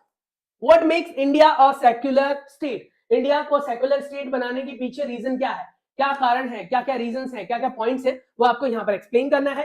Explain the different form of communal politics, communal politics की जो डिफरेंट फॉर्म है बेटा वो आपको एक्सप्लेन करना है। और ये क्वेश्चंस ऐसे नहीं है कि मैंने हवा में लिख दिया, मैंने 4-5 क्वेश्चन किसी वेबसाइट से उठाए और चिपका दिए, ना ना ना, ऐसा मत लेना प्लीज। बहुत सारे स्टडी करने के बाद, पिछले 10 सालों के पेपर स्टडी किए हैं मैंने, और उस स्टडी के बाद मैंने ये कंक्लूजन निकाला है कि ये कुछ कॉमन क्वेश्चंस हैं जो पूछे जा रहे हैं, और शायद ये आपके सैंपल पेपर में भी आए। और इतना तो श्योर हूं मैं कि 90%, 95% तक आप स्कोर कर सकते हो अगर इन क्वेश्चंस को कवर कर लो, समझ रहे हो। तो यहां पर है next question, what is the status of women's representation in the legislative bodies of India. यानी लेजिस्लेटिव बॉडी जो है हमारी इंडिया की, यानी कि लेजिस्लेटिव जो गवर्नमेंट है हमारी, उसमें इंडिया के अंदर वुमेन्स का क्या रोल है, क्या रोल प्ले करते हैं, क्या क्या उनके कह सकते हो पार्ट है। आर्टिकल नंबर 17 बहुत इंपॉर्टेंट है, बहुत इंपॉर्टेंट। आर्टिकल भी इंपॉर्टेंट और क्वेश्चन भी इंपॉर्टेंट, वेरी इंपॉर्टेंट। तो कहते हैं क्या कि आर्टिकल नंबर 17 बहुत इंपॉर्टेंट है, रीजन बताना है कि क्यों इंपॉर्टेंट है। आगे कह रहे हैं tell the different form of communal politics. Communal, अब देखो इसका इससे कोई लेना देना नहीं है, इसका इससे कोई लेना देना नहीं, ये दोनों क्वेश्चन अपने आप में सेग्रीगेटेड है, अलग है, सेपरेट है। पर ठीक है, जब आपको सेम चैप्टर से आ रहा है तो आधा आधा क्वेश्चन भी बन सकता है। तो ये आधा क्वेश्चन है, ये आधा क्वेश्चन है बेटा। Next, describe 5 characteristics of caste system of India. 5 characteristics लिखने, जरूरी नहीं है 5 लिखने, देखो आपका 2 नंबर का क्वेश्चन आएगा तो आप 4 लिख सकते हो, 3 लिख सकते हो, लेकिन अगर बोलता है ना जितने पॉइंट्स तो उतने ही लिखने पड़ेंगे, मजबूरी है हमारी। नेक्स्ट है how are caste differences expressed in politics. Politics के अंदर कास्ट का डिफरेंस कैसे झलकता है, कैसे नजर आता है आपको, कैसे कहीं ना कहीं कास्ट के बेसिस पर डिस्क्रिमिनेंसी की जाती है, वो आपको एक्सप्लेन करना है। देखो सेक्स के बेसिस पर तो हो ही रहा है, मतलब होता था, अब नहीं होता, होता था कि मेल को पोस्ट मिलती थी, मेल को सीट मिल जाती थी, फीमेल को सीट नहीं होती थी। लेजिस्लेटिव असेंबली के अंदर फीमेल के लिए जगह ही नहीं थी, पर अब ऐसा नहीं है, फीमेल भी पूरा इक्वल रोल प्ले करते, बल्कि उनके लिए रिजर्वेशन भी है। लेकिन कास्ट में क्या था वो आपको यहाँ पर एक्सप्लेन करना है, इससे बाहर कुछ नहीं आएगा, कुछ नहीं आएगा इससे बाहर, तो तैयारी कर लो बेटा। नेक्स्ट आता है आपके पास हमारे जो चैप्टर नंबर 4 है उससे पॉलिटिकल पार्टीज। 5 नंबर का क्वेश्चन आता है, और पूरा एक 5 नंबर का क्वेश्चन बनेगा बेटा, जिसके पार्ट्स होंगे, ऐसा नहीं कि कोई पैराग्राफ लिखना होगा आपको, पार्ट्स होंगे, उन पार्ट्स के आपको आंसर्स देने होंगे, लेकिन 5 नंबर का पूरा क्वेश्चन बनाएगा, ये बहुत इंपॉर्टेंट क्वेश्चन बनेंगे इससे। Analyse the role of multi party system in democratic country like India. हमारे इंडिया के अंदर मल्टी पार्टी कम्युनिटी है, जिसमें एक से ज्यादा पार्टी एक साथ कह सकते हैं कि संगठन करके करते हैं, तो उसके बारे में एक्सप्लेन करना है कि कैसे क्या सीट होती है, कैसे वो आपस में एक दूसरे के लिए रोल प्ले करते हैं, वो सारी बातें। Evaluate the differences between national parties and assess the requirement for a regional party to become a national party. यानी पहले नेशनल पार्टी के बारे में बताना है, फिर जो हमारे रिक्वायरमेंट होती है ना, किसकी, रीजनल पार्टी की, रीजनल पार्टी के लिए, यानी रीजनल पार्टी के लिए क्या रिक्वायरमेंट है जिससे कि वो नेशनल पार्टी बने, वो आपको एक्सप्लेन करना है। नेक्स्ट आता है mention the various function performed by political parties in democracy. बहुत इंपॉर्टेंट है, बहुत इंपॉर्टेंट है ये क्वेश्चन, छप गया समझ लो, ये पेपर में छप गया, ये आएगा ही आएगा। उसके बाद बेटा give some reforms of strengthen the parties so that they can do their job better. यानी आपको कुछ रिफॉर्म्स बताने हैं पार्टी को बेटर करने के लिए, जिससे अपने जॉब को बेटर कर सके, वो आपको यहाँ पर एक्सप्लेन करना है। नेक्स्ट है what challenges do political parties face. Political party को क्या क्या समस्याएं झेलनी पड़ती है, क्या क्या उनके आगे हर्डल्स होते हैं, क्या क्या समस्याएं होती है जिनको रेक्टिफाई करना होता है उनको, वो आपको यहाँ पर लिखना है। ठीक है, क्वेश्चंस ज्यादा टफ नहीं है, कुछ ऐसे नहीं लग रहा कि फैमिलियर क्वेश्चन है यार, इन क्वेश्चन के आंसर तो हम अपने आप भी दे सकते हैं, एक बार पढ़ने की बस जरूरत है, आप अपने आप आंसर दे सकते हो। What are the characteristics of political party. Political party की कैरेक्टरिस्टिक्स क्या है, क्या क्या खूबियां होती है, क्या क्या खासियत होती है बेटा, वो आपको यहाँ पर लिखना है। 5 नंबर का पूरा क्वेश्चन बनाता है। Explain the component of political party. 5 point आएंगे, पांचों के पांचों लिख देने आपको। एक्सप्लेन द कंपोनेंट, कंपोनेंट में है पहले लीडर के बारे में बताना है, फिर एक्टिव मेंबर्स के बारे में बताना है, फिर फॉलोवर्स के बारे में बताना है, 3 पॉइंट्स के बारे में एक्सप्लेन करना है। What is the political party, political party क्या होती है, क्या रोल होते हैं, तो ये भी एक्सप्लेन करने के लिए आ सकता है, पर ये छोटा क्वेश्चन है तो किसी पार्ट के फॉर्म में आएगा बेटा। नेक्स्ट आता है आपके पास आउटकम्स ऑफ डेमोक्रेसी। ये आपका 3 नंबर का क्वेश्चन बनाता है, और एक ही क्वेश्चन आएगा जो 3 नंबर का होगा बेटा। आउटकम्स ऑफ डेमोक्रेसी से एक ही क्वेश्चन बनेगा, और वो पूरे 3 नंबर का बनेगा, कोई भी ऐसा चीज उठ के आ सकता है। जैसे पहला क्वेश्चन बहुत इंपॉर्टेंट है, how does democracy produce an accountable, responsive and legitimate government. अब ये बहुत इंपॉर्टेंट है इसलिए क्योंकि बेटा इसमें बहुत सारी पॉइंट्स की चीजें जो है वो हम एक्सप्लेन कर सकते हैं, तो बहुत ही सिंपल सी चीजें हैं, आप कर लोगे तो बहुत अच्छे नंबर आ सकते हैं। तो मेरे कहने का मतलब ये है कि आप इसे कर लेना। What are the conditions under which the democracy accommodates social diversity, social diversity के बारे में बताना है यहाँ पर बेटा। What are the main feature of democracy, democracy की मेन फीचर्स क्या है, डेमोक्रेसी क्या होती है, मेन फीचर्स क्या है, जैसे काउंटेबल, लेजिटिमेट, रिस्पॉन्सिव, ट्रांसपेरेंसी, इनके बारे में एक्सप्लेन करना है बेटा आपको।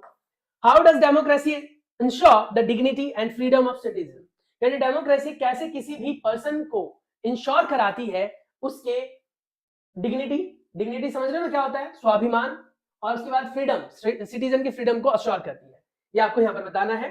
व्हाट इज डेमोक्रेसी, डेमोक्रेसी क्या है, explain the economic consequences of democracy, economic consequences क्या है डेमोक्रेसी के, वो आपको एक्सप्लेन करना है।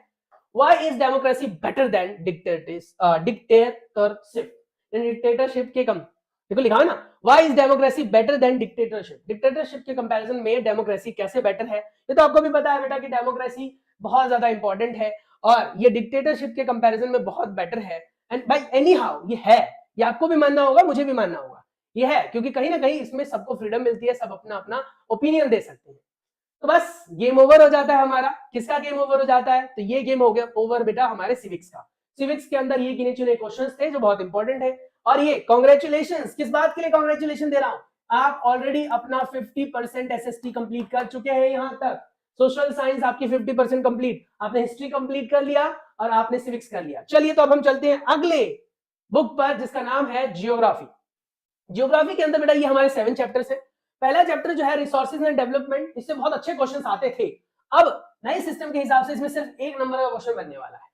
उसके बाद बेटा forest and wild life resources से 1 नंबर का ही क्वेश्चन बनेगा, तो इतना खास इंपॉर्टेंट चैप्टर रहा नहीं, ये दोनों के दोनों इतने इंपॉर्टेंट चैप्टर नहीं है। इसके तो जब सिर्फ आप एमसीक्यूज वगैरह जो आपके बुक में दे रखे होते हैं रेफरेंस बुक में, वो आप डील करके भी इसको कवर कर सकते हो। इस चैप्टर को पढ़ने की कोई जरूरत नहीं बेटा, सिर्फ और सिर्फ आप क्वेश्चन आंसर्स में जो छोटे क्वेश्चंस हैं, फिल इन द ब्लैंक्स वाले, एमसीक्यू वाले, है ना, वन वर्ड वाले, उनको तैयार करके भी आप इन दोनों नंबर को कवर कर सकते हो। वाटर रिसोर्सेज बहुत इंपॉर्टेंट है, ये 5 नंबर का बनाएगा बेटा आपका। उसके बाद बेटा एग्रीकल्चर, एग्रीकल्चर सिर्फ 1 नंबर का आएगा, तो इसको भी आप जस्ट एमसीक्यू वगैरह से कवर कर सकते हो। Minerals and energy resources 3 number का आएगा, एवरेज है, बहुत छोटा सा क्वेश्चन आएगा, बता दूंगा कौन से मिनरल्स आएंगे, बस वीडियो के साथ बने रहो। मैन्युफैक्चरिंग इंडस्ट्री बहुत इंपॉर्टेंट, वेरी इंपॉर्टेंट, इंपॉर्टेंट इस बिहाफ पे नहीं कि मार्क्स ज्यादा है, इंपॉर्टेंट इस बिहाफ से क्योंकि फ्यूचर स्कोप ज्यादा है इसका। Life lines of national economy, कई यूट्यूबर ने इस चैप्टर को डिलीटेड बता दिया, भाई डिलीट क्यों है, आ रहा है ये, 3 नंबर का क्वेश्चन बनाएगा बेटा, तैयार कर लो, 3 नंबर का क्वेश्चन बनाएगा, ठीक है, और जो बता रहा हूं उसी में से आएगा, इससे बाहर कुछ नहीं। तो चलिए देखते हैं पहले चैप्टर में से कौन कौन से क्वेश्चंस हैं। चैप्टर में आपने नोटिस किया सिर्फ है 1 ही नंबर का क्वेश्चन, बहुत सारे दे रखे हैं, तो ये आपको आइडिया लग गया होगा कि कहीं ना कहीं क्वेश्चन जो है ना बहुत ज्यादा डाइवर्सिफाई आएगा। तो इसीलिए मैंने आपको स्टार्टिंग में भी बोला कि आप एमसीक्यू को कवर करके भी इस चैप्टर को कवर कर सकते हो। बाकी ये क्वेश्चंस जो मैंने यहाँ पर दिए हैं, इसके अगर आंसर्स आप पढ़ लेते हो बेटा, तो इससे बाहर कुछ नहीं आएगा, सारे एमसीक्यूज कवर हो जाएंगे आपसे यहाँ पर, क्योंकि देखो 1 नंबर का क्वेश्चन बनना है और वो भी 1 नंबर का, सिर्फ एमसीक्यू आएगा, 1 नंबर का आएगा, एमसीक्यू आएगा, सोचो आप उसके लिए इतनी मेहनत कौन करे। तो अगर आपको पढ़ना है तो पढ़ सकते हो, वरना एक सिंपल एडवाइस दी मैंने बेटा आपको कि MCQs, fill in the blanks, one word answers, ये पढ़ लेना, आप इसको कवर कर सकते हो। पहले में आ रहा है डिफाइन रिसोर्सेज क्या होते हैं, सॉइल क्या होता है, सॉइल इरोजन क्या है, सस्टेनेबल डेवलपमेंट क्या है, रिसोर्स कंजर्वेशन क्या है, डिस्क्राइब एजेंडा 21, बहुत इंपॉर्टेंट है ये, एजेंडा 21 बहुत इंपॉर्टेंट है, तो ये आ सकता है एमसीक्यू में, यहाँ से क्वेश्चन बना सकता है ये, तो ये वेरी इंपॉर्टेंट है। तो एजेंडा 21 पर थोड़ा फोकस कर लेना बेटा। उसके बाद कह रहा है डिस्क्राइब रियो दे जेनेरियो अर्थ समिट 1992 में क्या हुआ था, उसके बारे में डिस्क्राइब करना है बेटा। सॉइल के टाइप्स, ब्लैक सॉइल, सॉइल के टाइप्स में देखो black soil, alluvial soil, dry soil, literal soil, red soil, yellow soil, जो भी आपके टाइप ऑफ सॉइल इनके बारे में पता होना चाहिए। Define resource planning, what do we need resource, sorry why do we need resource planning, resource planning क्या है उसको डिफाइन करो, क्यों जरूरत होती है वो आप एक्सप्लेन करो। डिफरेंस बिटवीन रिन्यूएबल और नॉन रिन्यूएबल रिसोर्सेज, जो रिन्यू हो सकते हैं और जो रिन्यू नहीं हो सकते, उन रिसोर्सेज के बारे में बात कर रहा है बेटा। तो रिन्यूएबल और non renewable sources. Type of soil erosion, तो gully soil erosion, sheet soil erosion, ये आ सकता है। Explain the land use pattern in India, why there has not much increase in land under forest since 1961, यानी इतने में कुछ ज्यादा चेंजेस नहीं आए थे 2 सालों में, क्यों नहीं आए थे उसका रीजन आपको एक्सप्लेन करना है। आगे भी क्वेश्चंस हैं, यहाँ पर टोटल 14 क्वेश्चन दिए हैं, तो कई बच्चे तो सोच रहे होंगे, कई बच्चे इसको स्किप कर चुके होंगे, और अगर आप तक वीडियो आप देख रहे हो बेटा तो प्लीज टाइम टैग कर देना, आपको यहाँ तक समझ में आ गया होगा क्या करना है। एमसीक्यू के लिए थोड़ी मेहनत करनी पड़ रही है, बट मैं सजेस्ट करूंगा कि आप एमसीक्यू डायरेक्ट कर लें। Name 3 state having black soil crops grown in mainly them. तो यहाँ से एमसीक्यू बनने के पूरे पूरे चांस है। इंपॉर्टेंट है बेटा ये कि आपको यहाँ पर स्टेट वगैरह, टाइप ऑफ सॉइल वगैरह के क्वेश्चन जो है वो पूछे जाएंगे, यहाँ से कवर हो जाएगा। What type of soil is found in the river delta on the east coast? यानी किस टाइप का जो है वो सॉइल पाया जाता है, एमसीक्यू में बन सकता है। 4 ऑप्शंस दे देगा बेटा। Mention 3 main characteristics of the type of soil. 3 main characteristics दे रखा होगा, चौथा कैरेक्टरिस्टिक गलत दे रखा होगा, यहाँ से भी एमसीक्यू बन सकता है, ये भी इंपॉर्टेंट है। What step can be taken to control soil erosion in hilly area? 3 यहाँ पर ऑप्शंस दे रखे होंगे, एक गलत वाला दे रखा होगा, वो आपको चूज कर लेना है, सिंपल सा है। उसके बाद है mister Palani is from Tamil Nadu and wishes to cultivate either tea और wheat, which one of the crop out of the two can he cultivate in his state. यानी कि इन दोनों में से वो कौन सा कल्टीवेट कर सकता है। देखो ये व्हीट है और टी है बेटा, तो हमने पढ़ रखा है कि वो कहां से है, कहां से है बेटा, देखो पलानी फ्रॉम तमिलनाडु। अब यहां से आपको दिमाग लगाना पड़ेगा कि तमिलनाडु में क्या चीजें अवेलेबल है, किसके लिए बेटर है वो, क्या वो टी के लिए बेटर है, क्या वो व्हीट के लिए बेटर है, उसके हिसाब से आपको आंसर देना है। 2 रीजंस भी देने बेटा आपको। Analyse the impact of mining activity on the local environment and health of the surrounding community. यानी आसपास की सराउंडिंग कम्युनिटी पे उसका क्या असर पड़ रहा है वो बताना है, और इंपैक्ट वगैरह के बारे में एक्सप्लेन करना। बहुत इंपॉर्टेंट है, समझ लो ये भी क्वेश्चन आ सकता है आपका, ठीक है। नेक्स्ट आता है आपके पास, non conventional resources are the best option for conservation और conserve the nature resources substantially. This statement explain करना है, इसको सब्सटेंट करना है, यानी एक्सप्लेन करना है विद एग्जांपल, एक्सप्लेन करना है एग्जांपल के साथ कि आप कैसे कह सकते हो कि हमारा जो ये है क्या कहते हैं नॉन कन्वेंशनल रिसोर्सेज वो बेटर है, किस तरीके से है वो आपको एक्सप्लेन करना है यहाँ पर। चलिए अब हम बात कर लेते हैं फिर से 1 नंबर के लिए। कहता है क्या कि बायोडायवर्सिटी क्या है, बायोडायवर्सिटी की इंपॉर्टेंस क्या है। आपका चैप्टर है forest and wild life resources, सिर्फ 1 नंबर का क्वेश्चन आएगा, वो भी बनाएगा बेटा सिर्फ एमसीक्यू। और आपको मैं बता चुका हूं कि जो भी 1 नंबर वाले, 2 नंबर वाले या 3 नंबर तक के चैप्टर है बेटा, उसमें ज्यादा स्ट्रेस लेने की जरूरत नहीं, समझ लो उसकी एज इट इज क्वेश्चन छपे छपाए आपके पास हैं। कहां है सर वो, तो वो आप एमसीक्यू के बेसिस पर जो कोई बुक है आपके पास, रेफरेंस बुक वगैरह बेटा, एबीसी कोई भी बुक है, मेरे को नाम नहीं पता, मैं किसी को सपोर्ट भी नहीं करता, तो इसीलिए आपके पास जो भी बुक है उसके एमसीक्यूज वगैरह पढ़ लो, क्रॉस चेक कर लेना, बाकी गूगल वगैरह भी कर सकते हो, वहां पर भी बहुत सारे एमसीक्यूज अवेलेबल है। Explain good practices toward the conservation of forest and wild life. Forest और वाइल्ड लाइफ को कंजर्व करने के लिए आपको क्या क्या चीजें करनी चाहिए वो बताना है।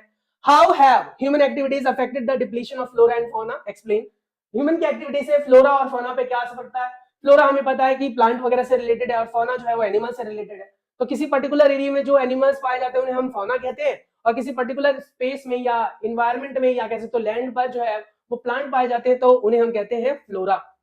तो उनके बारे में बताना है। Describe how community in India have conserved and protected forest wild life. किस तरीके से कम्युनिटी ने जो है वो स्टेप्स उठाए हैं, बहुत सारे स्टेप्स उठाए गए हैं, जैसे कि कह सकते हो ना वो हमने पढ़ा था चिपको आंदोलन, वैसे कुछ स्टेप्स भी उठाए गए जिसको आपने साइंस में भी डिस्कस किया था बेटा, तो वो यहाँ पर आप मेंशन कर सकते हो। Describe wild life protection act क्या है, बहुत इंपॉर्टेंट है ये, very important very important very important. कब आया, कैसे हुआ, क्या क्या चीजें यहाँ पर की गई, वो आपका आ सकता है यहाँ पर।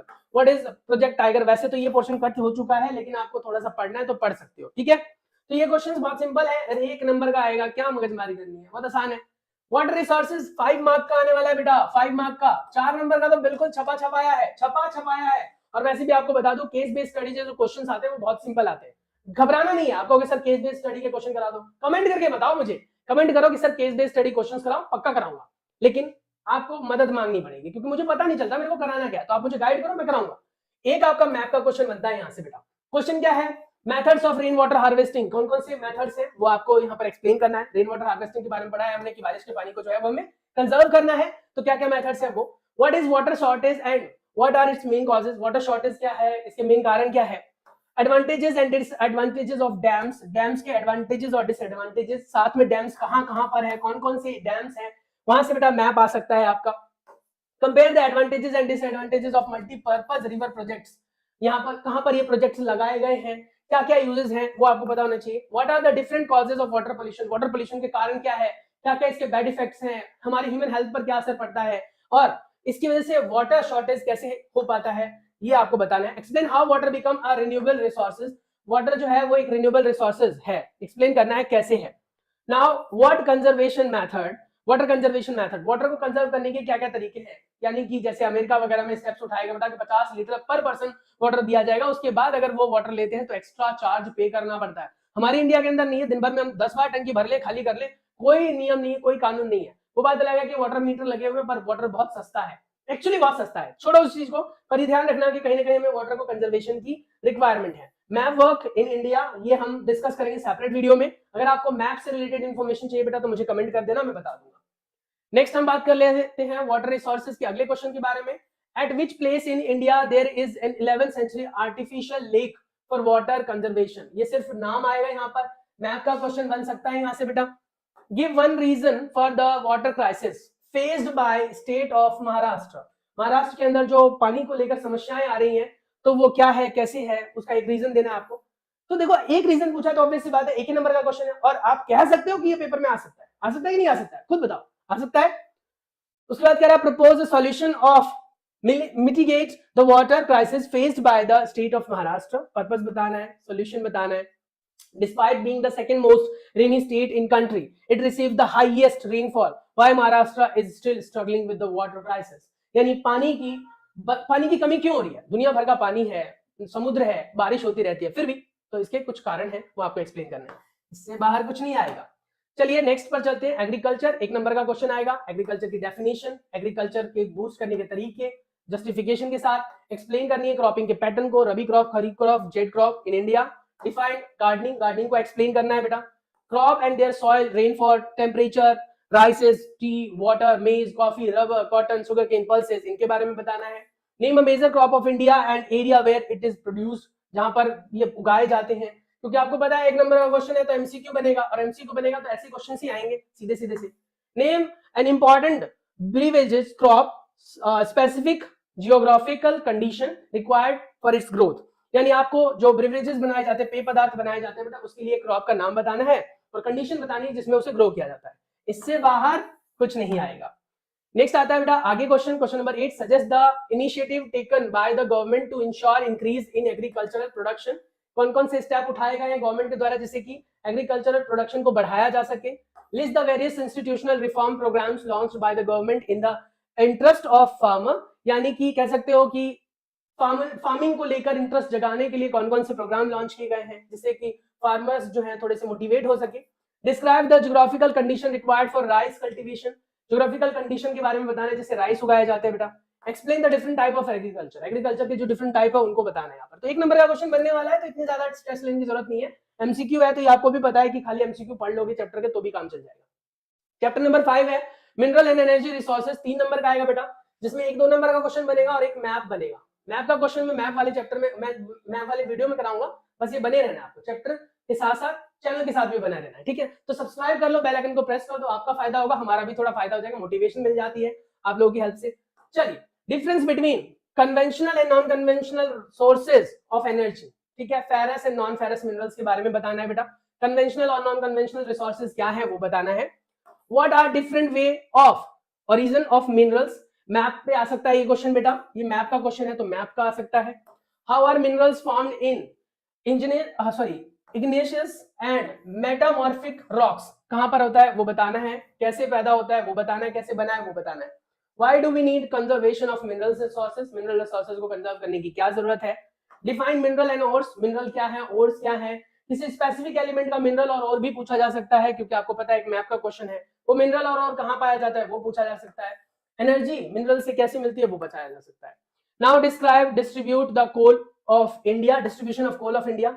इंडिया के अंदर जो कोल है उसको कैसे डिस्ट्रीब्यूट किया गया है, कहां कहां पर लिमिटेशंस है, कोल स्कैम्स वगैरह कहां हुए, कैसे हुए, ये सब भी आ सकता है। Why do you think that solar energy has a bright future in India.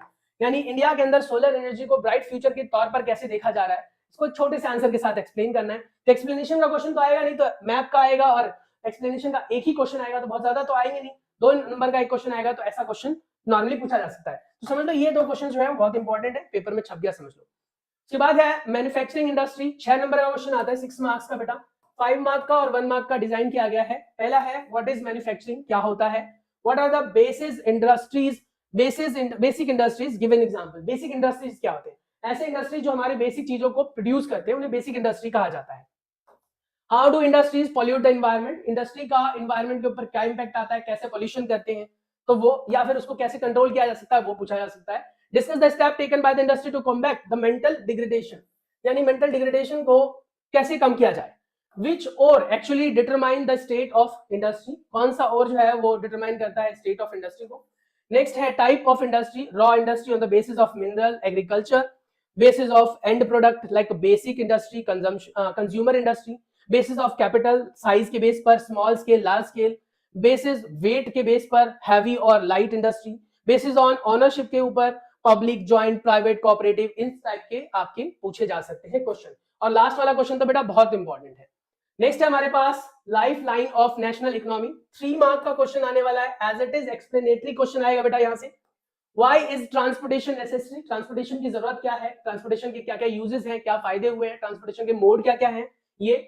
What do you understand by means of transportation? Transportation के क्या मतलब है, ट्रांसपोर्टेशन किन तरीकों से किया जाता है, वो यहाँ पर आएगा। Write 3 important domains of the earth which are covered by them, यानी कि कौन कौन से 3 ऐसे जोन्स हैं जिनको हम कवर करते हैं ट्रांसपोर्टेशन से। नेक्स्ट है today the world has become global village, justify this statement. आजकल हमारा पूरा जो अर्थ है वो ग्लोबल विलेज बन चुका है, क्योंकि ट्रांसपोर्टेशन बहुत इजी हो गई, एक जगह से दूसरी जगह तक जाना बहुत आसान है। यहाँ से सऊदी जाओ तो 6 घंटे में पहुंच जाते हैं, तो बहुत आसान है, सिंपल है। Modern means of transportation communication serves a lifeline of our nation, justify this statement by giving supportive answer. Modern जो हमारा ट्रांसपोर्टेशन का मतलब है, यानी कम्युनिकेशन जो है, उससे हमारी लाइफलाइन, इसको लाइफलाइन कहा जाता है हमारे नेशन का। क्यों? क्योंकि देखो कम्युनिकेशन सिस्टम से, नेटवर्किंग से, इंटरनेट से और कह सकते हो इधर उधर आने से कहीं ना कहीं हम चीजों को गेन कर पा रहे हैं, नॉलेज गेन कर पा रहे हैं, और ये अगर हो पाया तभी हम गांव को शहरों से जोड़ पा रहे हैं। तो ऑब्वियसली इसका आंसर इस तरीके से आप दे सकते हैं।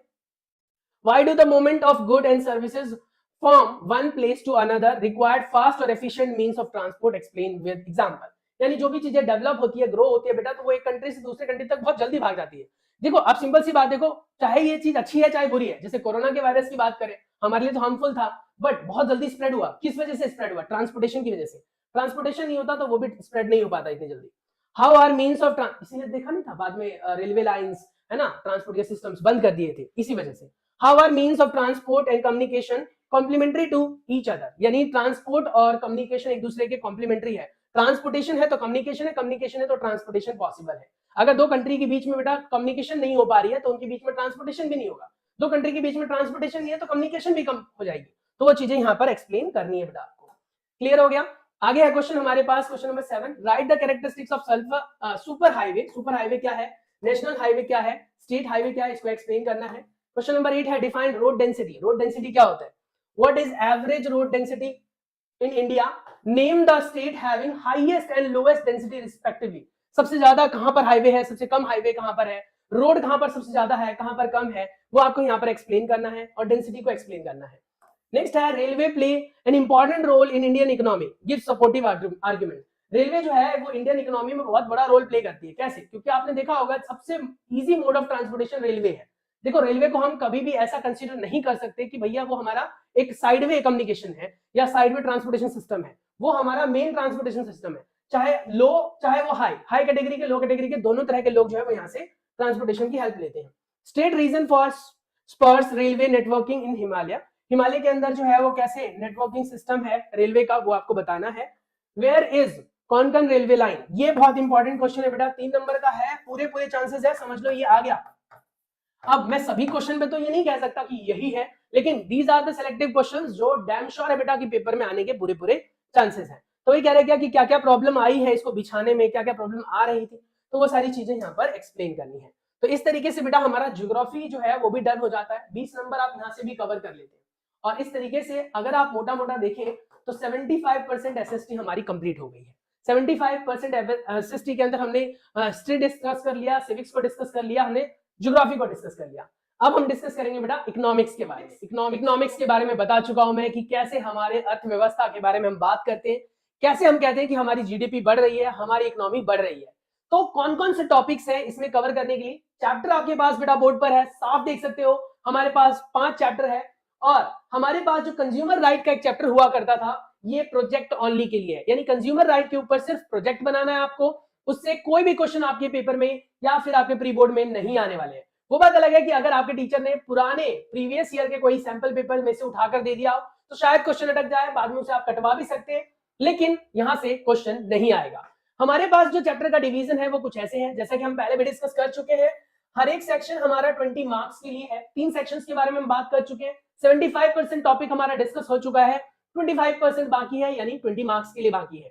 तो हम बात करने वाले बेटा डेवलपमेंट के बारे में। डेवलपमेंट हमारा 2 नंबर का क्वेश्चन राइज करने वाला है। अब कितने एमसीक्यू है, कौन से क्वेश्चन है, कौन कौन से क्वेश्चन इंपॉर्टेंट है, ये हम आगे डिस्कस करेंगे। Sector of Indian economy 7 mark का है। उसके बाद मनी एंड क्रेडिट 6 मार्क्स के लिए है। ग्लोबलाइजेशन 5 मार्क के लिए है और आउटकम्स ऑफ डेमोक्रेसी 3 मार्क्स के लिए है। ये चारों चैप्टर पांचों चैप्टर्स बहुत इंपॉर्टेंट है और ऑब्वियस सी बात है सिलेबस का पार्ट है। सिलेबस में क्यों डाला जाता है, जिससे कि हमें पता हो वो सारी चीजें। तो इसके ऊपर मैं कुछ सिलेक्टेड क्वेश्चंस के बारे में बातें अब करूंगा। ये ध्यान रखना, ये वाला जो टॉपिक है ये सिर्फ प्रोजेक्ट ओनली के लिए है, इससे बाहर कुछ नहीं आने वाला है। तो चलिए अब हम बात कर लेते हैं हमारे फर्स्ट चैप्टर के बारे में, जो कि 2 नंबर के लिए 2 मार्क के लिए है, डेवलपमेंट। और इसके अंदर हम 2 क्वेश्चंस को कवर करेंगे एमसीक्यू के फॉर्म में। क्वेश्चंस बहुत सिंपल से आएंगे, जैसे define development, per capita income, average income, literacy rate, HDI, IMR, net attendance ratio, क्या है ये सब, ये आपको पता होना चाहिए। ये सारे क्वेश्चन के आंसर्स आप मुझसे चाहते हैं तो मैं दे सकता हूं, बट उसके लिए आपको क्या करना है, यू नो वेरी वेल, काफी बार बोल चुका हूं मैं। उसके बाद हमारे पास बेटा second question, explain the 3 types of economic activities. 3 ऐसी इकोनॉमिक एक्टिविटी के बारे में बताना है जो हमारे लिए सबसे ज्यादा इंपॉर्टेंट है, वो आप यहां पर एक्सप्लेन कर सकते हैं। Explain the development goal of different people. हर एक आदमी का ना अपना एक गोल होता है पूरे लाइफ के अंदर, पूरे फ्यूचर में आपको क्या करना है वो सब कुछ आपका एक गोल होता है। तो ऐसे ही हमारे इंडिया के लिए जो अलग अलग लोग काम करते हैं बेटा, जितने भी लोग हैं, you are one of them, आप भी उनमें से एक है, तो उनका अपना अपना एक डेवलपमेंट गोल होता है, वो एक्सप्लेन करना है। What is the main criteria used by the World Bank in classifying bank of different countries। यानी वर्ल्ड बैंक कौन से क्राइटेरिया डिसाइड करता है, कौन कौन से बैंक किस क्राइटेरिया में फॉल करते हैं, उनके अंदर क्या क्या एबिलिटीज होती हैं, क्या क्या वर्क वो परफॉर्म करते हैं, ये सारी चीजें यहाँ पर है।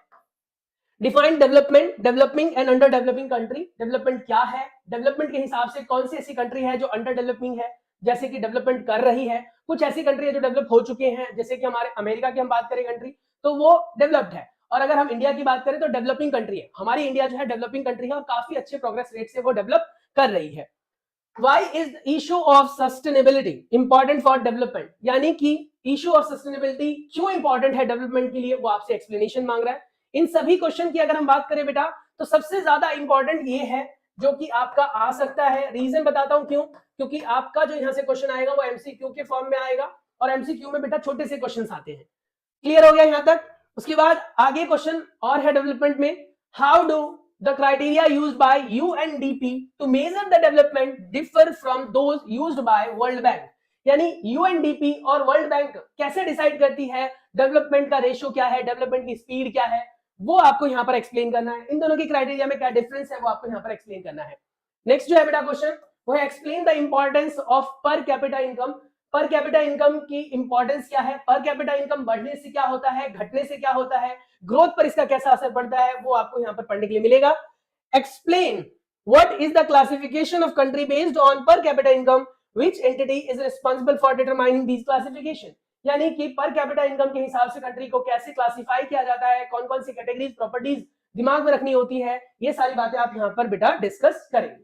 तो फर्स्ट चैप्टर जो 2 नंबर के लिए था बेटा वो हमारा कंप्लीट हो गया है। अब हम बात करते हैं सेकंड चैप्टर के बारे में, sector of Indian economy 7 mark, जिसमें आपका क्वेश्चन डिवाइडेड है बेटा 2 mark plus 3 mark plus 2 MCQ. 2 number वाला एक क्वेश्चन आएगा, 3 नंबर वाला एक क्वेश्चन आएगा और एमसीक्यू 2 होंगे एक एक नंबर के। पहला है define unemployment, national income, GDP, seasonal unemployment. ये 3 चीजें हैं जो आपको एक्सप्लेन करने के लिए आ सकती हैं। सबसे इंपॉर्टेंट बताता हूं बेटा, ये है सीजनल अनएम्प्लॉयमेंट, क्या होता है, क्या फैक्टर्स हैं, कौन कौन से कारण हैं, ये सब आपको यहां पर पढ़ने के लिए मिलेगा। तो आप बेटा ये बहुत इंपॉर्टेंट है, वेरी इंपॉर्टेंट, समझ लो कि ये आपका सैंपल पेपर में भी होगा ही होगा कहीं ना कहीं, क्योंकि मैंने भी वहीं से स्टडी करके दिया है और साथ ही बेटा आपके बोर्ड के एग्जाम में भी हो सकता है, तो इसीलिए इसे छोड़ना बिल्कुल भी नहीं। Difference between open and distinguished unemployment, very very important concept, very very important, बहुत इंपॉर्टेंट है बेटा। इस क्वेश्चन को अगर आपने कर लिया तो समझ लो कि आपने पूरे 2 नंबर पक्के कर लिए। 2 नंबर का क्वेश्चन बनता है यहां से, explain the different sector of Indian economy. Indian economy के डिफरेंट सेक्टर्स कौन कौन से हैं, जैसे कि प्राइमरी, सेकेंडरी और टर्शरी, इनको एक्सप्लेन करना है बेटा। प्रॉपर्ली विद एग्जांपल करेंगे, क्योंकि अगर आपने एग्जांपल नहीं दिया तो मार्क्स जो है वो बेटा कम मिलते हैं। तो मैं सजेस्ट करूंगा बेटा कि एग्जांपल के साथ जाए, ठीक है ना। डिफरेंस बिटवीन ऑर्गेनाइज्ड पब्लिक और अनऑर्गेनाइज्ड यानी प्राइवेट सेक्टर्स, यानी कि जो पब्लिक सेक्टर है और प्राइवेट सेक्टर है उनके बीच में क्या डिफरेंस है, या फिर आप कह सकते हो ऑर्गेनाइज्ड या इनऑर्गेनाइज्ड या अनऑर्गेनाइज्ड कह सकते हैं आप, वो सेक्टर्स कैसे होते हैं, कौन कौन से इसमें क्लासिफिकेशंस हैं, कैसे यहाँ पर इनका यूज किया जाता है, ये सब कुछ आपको यहाँ पर डिस्कस करना है। एक्सप्लेन ऑब्जेक्टिव ऑफ मनरेगा 2005 यानी कि MNREGA 2005, मनरेगा 2005 जो है उस एक्ट के थ्रू क्या बातें कही गई है, कितने दिन की एम्प्लॉयमेंट दी जाएगी, क्या है नहीं है, वो सब आपको पता होना चाहिए। Explain why worker is in the unorganised sector need security, यानी कि जो अनऑर्गेनाइज्ड सेक्टर है उसमें वर्कर्स को सिक्योरिटी क्यों चाहिए। आपको पता ही है कि वर्कर्स जो है वो एक तरीके से कह सकते हो बैकबोन ऑफ द इंडस्ट्री होती है, क्योंकि इंडस्ट्री में बेटा सबसे ज्यादा काम वर्कर ही करते हैं, तो उनको सिक्योरिटी की क्यों जरूरत है, खास करके ऐसे डिपार्टमेंट में जहां पर आप कह सकते हैं कि अनऑर्गेनाइज सेक्टर है। अनऑर्गेनाइज मतलब प्राइवेट सेक्टर, प्राइवेट सेक्टर में सिक्योरिटी की बहुत ज्यादा जरूरत है। गवर्नमेंट में तो मिलती है, गवर्नमेंट में बहुत सारी सिक्योरिटीज मिलती है, तभी तो सब गवर्नमेंट जॉब करना चाहते हैं। Explain how the tertiary sector differ from other sectors, tertiary sector दूसरे सेक्टर से कैसे डिफरेंट है। Analyse the role of government in the safety of worker working in the unorganised sector, यानी कि आपको गवर्नमेंट ये दिखाओ ना, analyse the role of government, government का क्या रोल है जो वर्कर्स काम कर रहे हैं ऐसे इंडस्ट्री में जो कि अनऑर्गेनाइज है यानी प्राइवेट सेक्टर है, उसमें गवर्नमेंट का क्या रोल है, गवर्नमेंट क्या कुछ रोल प्ले करती है या गवर्नमेंट क्या रोल प्ले कर सकती है जिससे कि उनकी सिक्योरिटी को बढ़ाया जा सके। बार बार कह रहा हूं कि आपके क्वेश्चंस बेटा इससे बाहर नहीं आएंगे, ये सबसे इंपॉर्टेंट क्वेश्चंस हैं, कीप इन माइंड। चलिए अब हम बात कर लेते हैं हमारे नेक्स्ट चैप्टर के बारे में। चैप्टर नंबर 3 है बेटा मनी एंड क्रेडिट। 6 नंबर का क्वेश्चन आता है, समझ लो बम्पर ऑफर है इस चैप्टर से। 6 नंबर का क्वेश्चन आता है, 5 नंबर का तो हूबहू मिल जाएगा, एक आपका एमसीक्यू मिलेगा। और एमसीक्यू के लिए बार बार बोल रहा हूं बेटा कि आप ऐसे बुक को कंसीडर कर लो जहां पर एमसीक्यूज हो। मैं बुक को सजेस्ट डायरेक्ट नहीं कह सकता क्योंकि मैं प्रमोशन नहीं कर रहा किसी बुक का। आप कोई भी एबीसी बुक उठा ले, वहां से एमसीक्यू करना शुरू कर दे, ठीक है, आगे समझ में। अब हम बात करते हैं 5 नंबर का क्वेश्चन कैसे बनेगा। देखो ये जो है डिफाइंड टाइप का, ये एमसीक्यू में बैठ जाता है, ठीक है। जैसे ही बोल रहा है क्या बार्टर सिस्टम क्या है, डबल मैचिंग ऑफ नीड्स क्या है, टॉलरेट सिक्योरिटी क्या है, cheque bank deposit credit currency, self help group क्या है और मनी क्या होती है, ये सारी चीजें। Function of self help group यानी SHGH क्या है ये और इनका क्या रोल है ये बताना है। Function of reserve bank of India क्या है, रिजर्व बैंक ऑफ इंडिया क्या काम करती है, कैसे बैंकों को चलाती है इंडिया के अंदर, क्या क्या सिक्योरिटी मिलते हैं, वो सारी चीजें यहां पर है। उसके बाद बेटा नेक्स्ट क्वेश्चन है हमारे पास, difference between formal and informal sector of credit. Formal और इनफॉर्मल सेक्टर ऑफ क्रेडिट में क्या डिफरेंस है, क्या डिफरेंस है ये बताना है। What is the role of credit in development, credit का क्या रोल है, क्रेडिट का क्या रोल है डेवलपमेंट में, बहुत जरूरी है बेटा, ये फैक्टर बहुत जरूरी है, बहुत इंपॉर्टेंट क्वेश्चन है, ये बार बार मैं हाईलाइट कर रहा हूं, जो क्वेश्चन बहुत इंपॉर्टेंट है उस पर स्पेशली फोकस करना बेटा।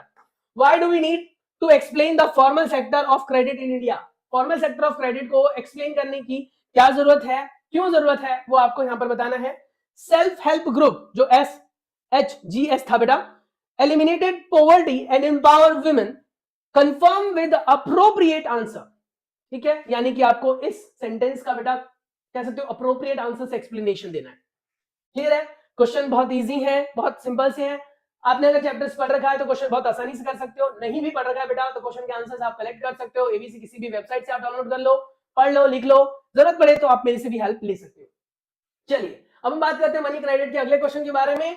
Farmer has borrowed money from money lender, एक किसान ने पैसे लिए किसी उधार देने वाले से एट हाई रेट इंटरेस्ट, बहुत ज्यादा रेट ऑफ इंटरेस्ट में लिया।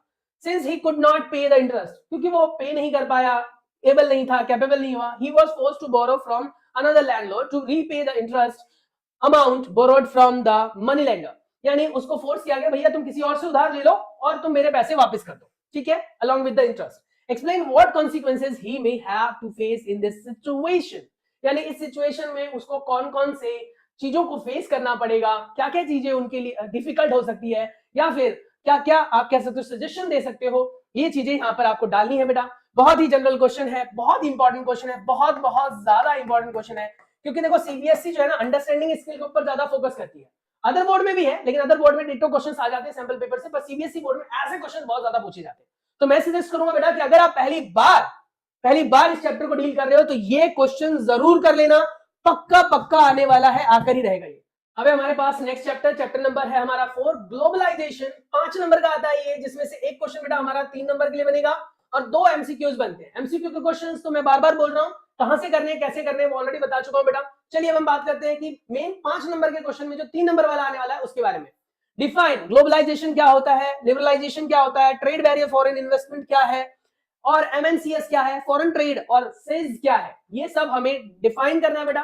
फिर कह रहा है नेक्स्ट क्वेश्चन में व्हाट फैक्टर इनेबल ग्लोबलाइजेशन, बहुत इंपॉर्टेंट है, बार बार बोल रहा हूं बेटा, बहुत इंपॉर्टेंट है ये, बहुत ज्यादा इंपॉर्टेंट। अगर फैक्टर ऑफ ग्लोबलाइजेशन की बात करें तो बेटा ये पिछले 3-4 सालों में क्वेश्चन पूछा नहीं गया है, तो इस बार आने के चांसेस इसके ज्यादा है, क्योंकि ये बहुत इंपॉर्टेंट क्वेश्चन रहा करता था अपने टाइम का। और शायद मतलब इसके बारे में मैं श्योर नहीं हूं, बट हाँ इंपॉर्टेंट बहुत है, इंपॉर्टेंट बहुत है, कर लेना चाहिए आपको। Now, what were the reasons for imposing obstacles in foreign trades and foreign investment by Indian government? यानी कि what were the reasons for imposing obstacles? रुकावट क्यों डाला गया फॉरेन ट्रेड में या फॉरेन इन्वेस्टमेंट में, रुकावट क्यों डाली इंडियन गवर्नमेंट ने, क्या वजह थी, क्या रीजंस थे, क्या हो रहा था, क्या फैक्टर्स पड़ रहे थे हमारे ग्रोथ में, तो ये सारी बातें यहां पर आप डील करेंगे बेटा। What are the advantages and disadvantages of globalization? Globalisation के क्या फायदे हैं, क्या नुकसान है, वो हम यहां पर डिस्कस करेंगे। बहुत ज्यादा इंपॉर्टेंट क्वेश्चन है, बहुत ज्यादा इंपॉर्टेंट। अगर आप चाहते हो ना कि आपके अच्छे नंबर आए तो मैं सजेस्ट करूंगा बेटा कि गो विद दिस क्वेश्चन, पक्का रट डालो इसे, ये आकर रहेगा, ये आकर रहेगा, लिख लो इसे, लिख लो आप अभी, लिख लो इसे कि ये आपके फाइनल पेपर में प्रिंट हो चुका है। चलिए अब हम बात करते हैं क्वेश्चन नंबर 5 के बारे में।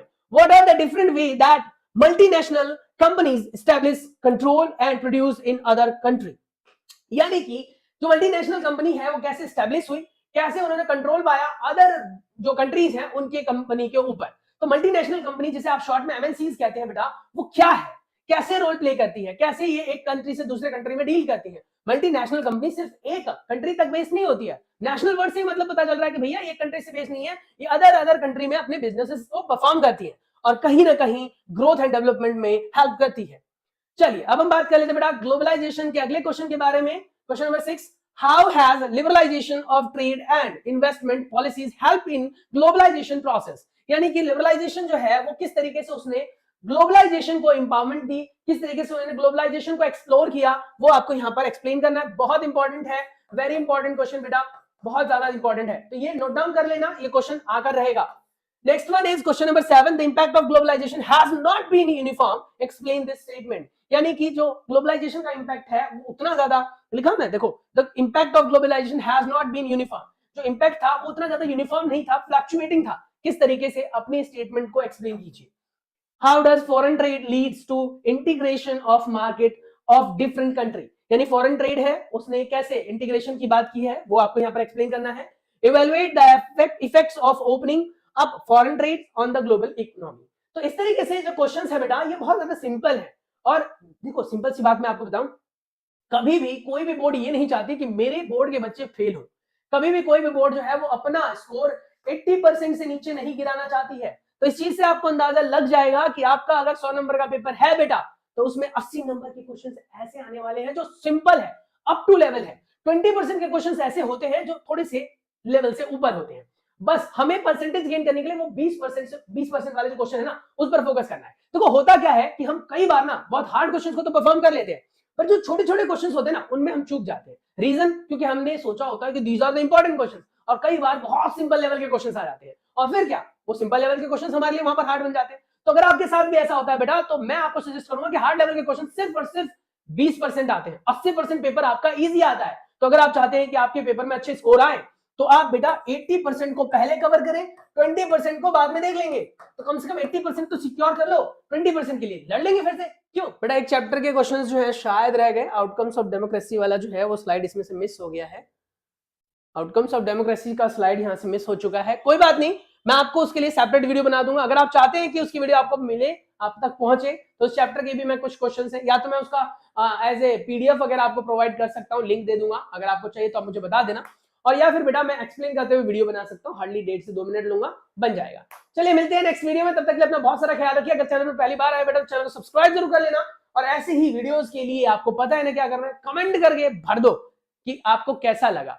अगर बेटा आपको ये अच्छा नहीं लगा तो सजेस्ट करके जाना कि क्या चीज अच्छी नहीं लगी, और अगर अच्छा लगा तो क्या अच्छा लगा तो प्लीज कमेंट करना। आप लोगों का एक छोटा सा कमेंट हमारे मोरल को बढ़ाता है, जिसकी वजह से हम और भी अच्छी तरीके से आप लोगों की हेल्प करने के लिए तैयार रहते हैं। तो चलिए मिलते हैं नेक्स्ट वीडियो में, stay tuned, take care, bye.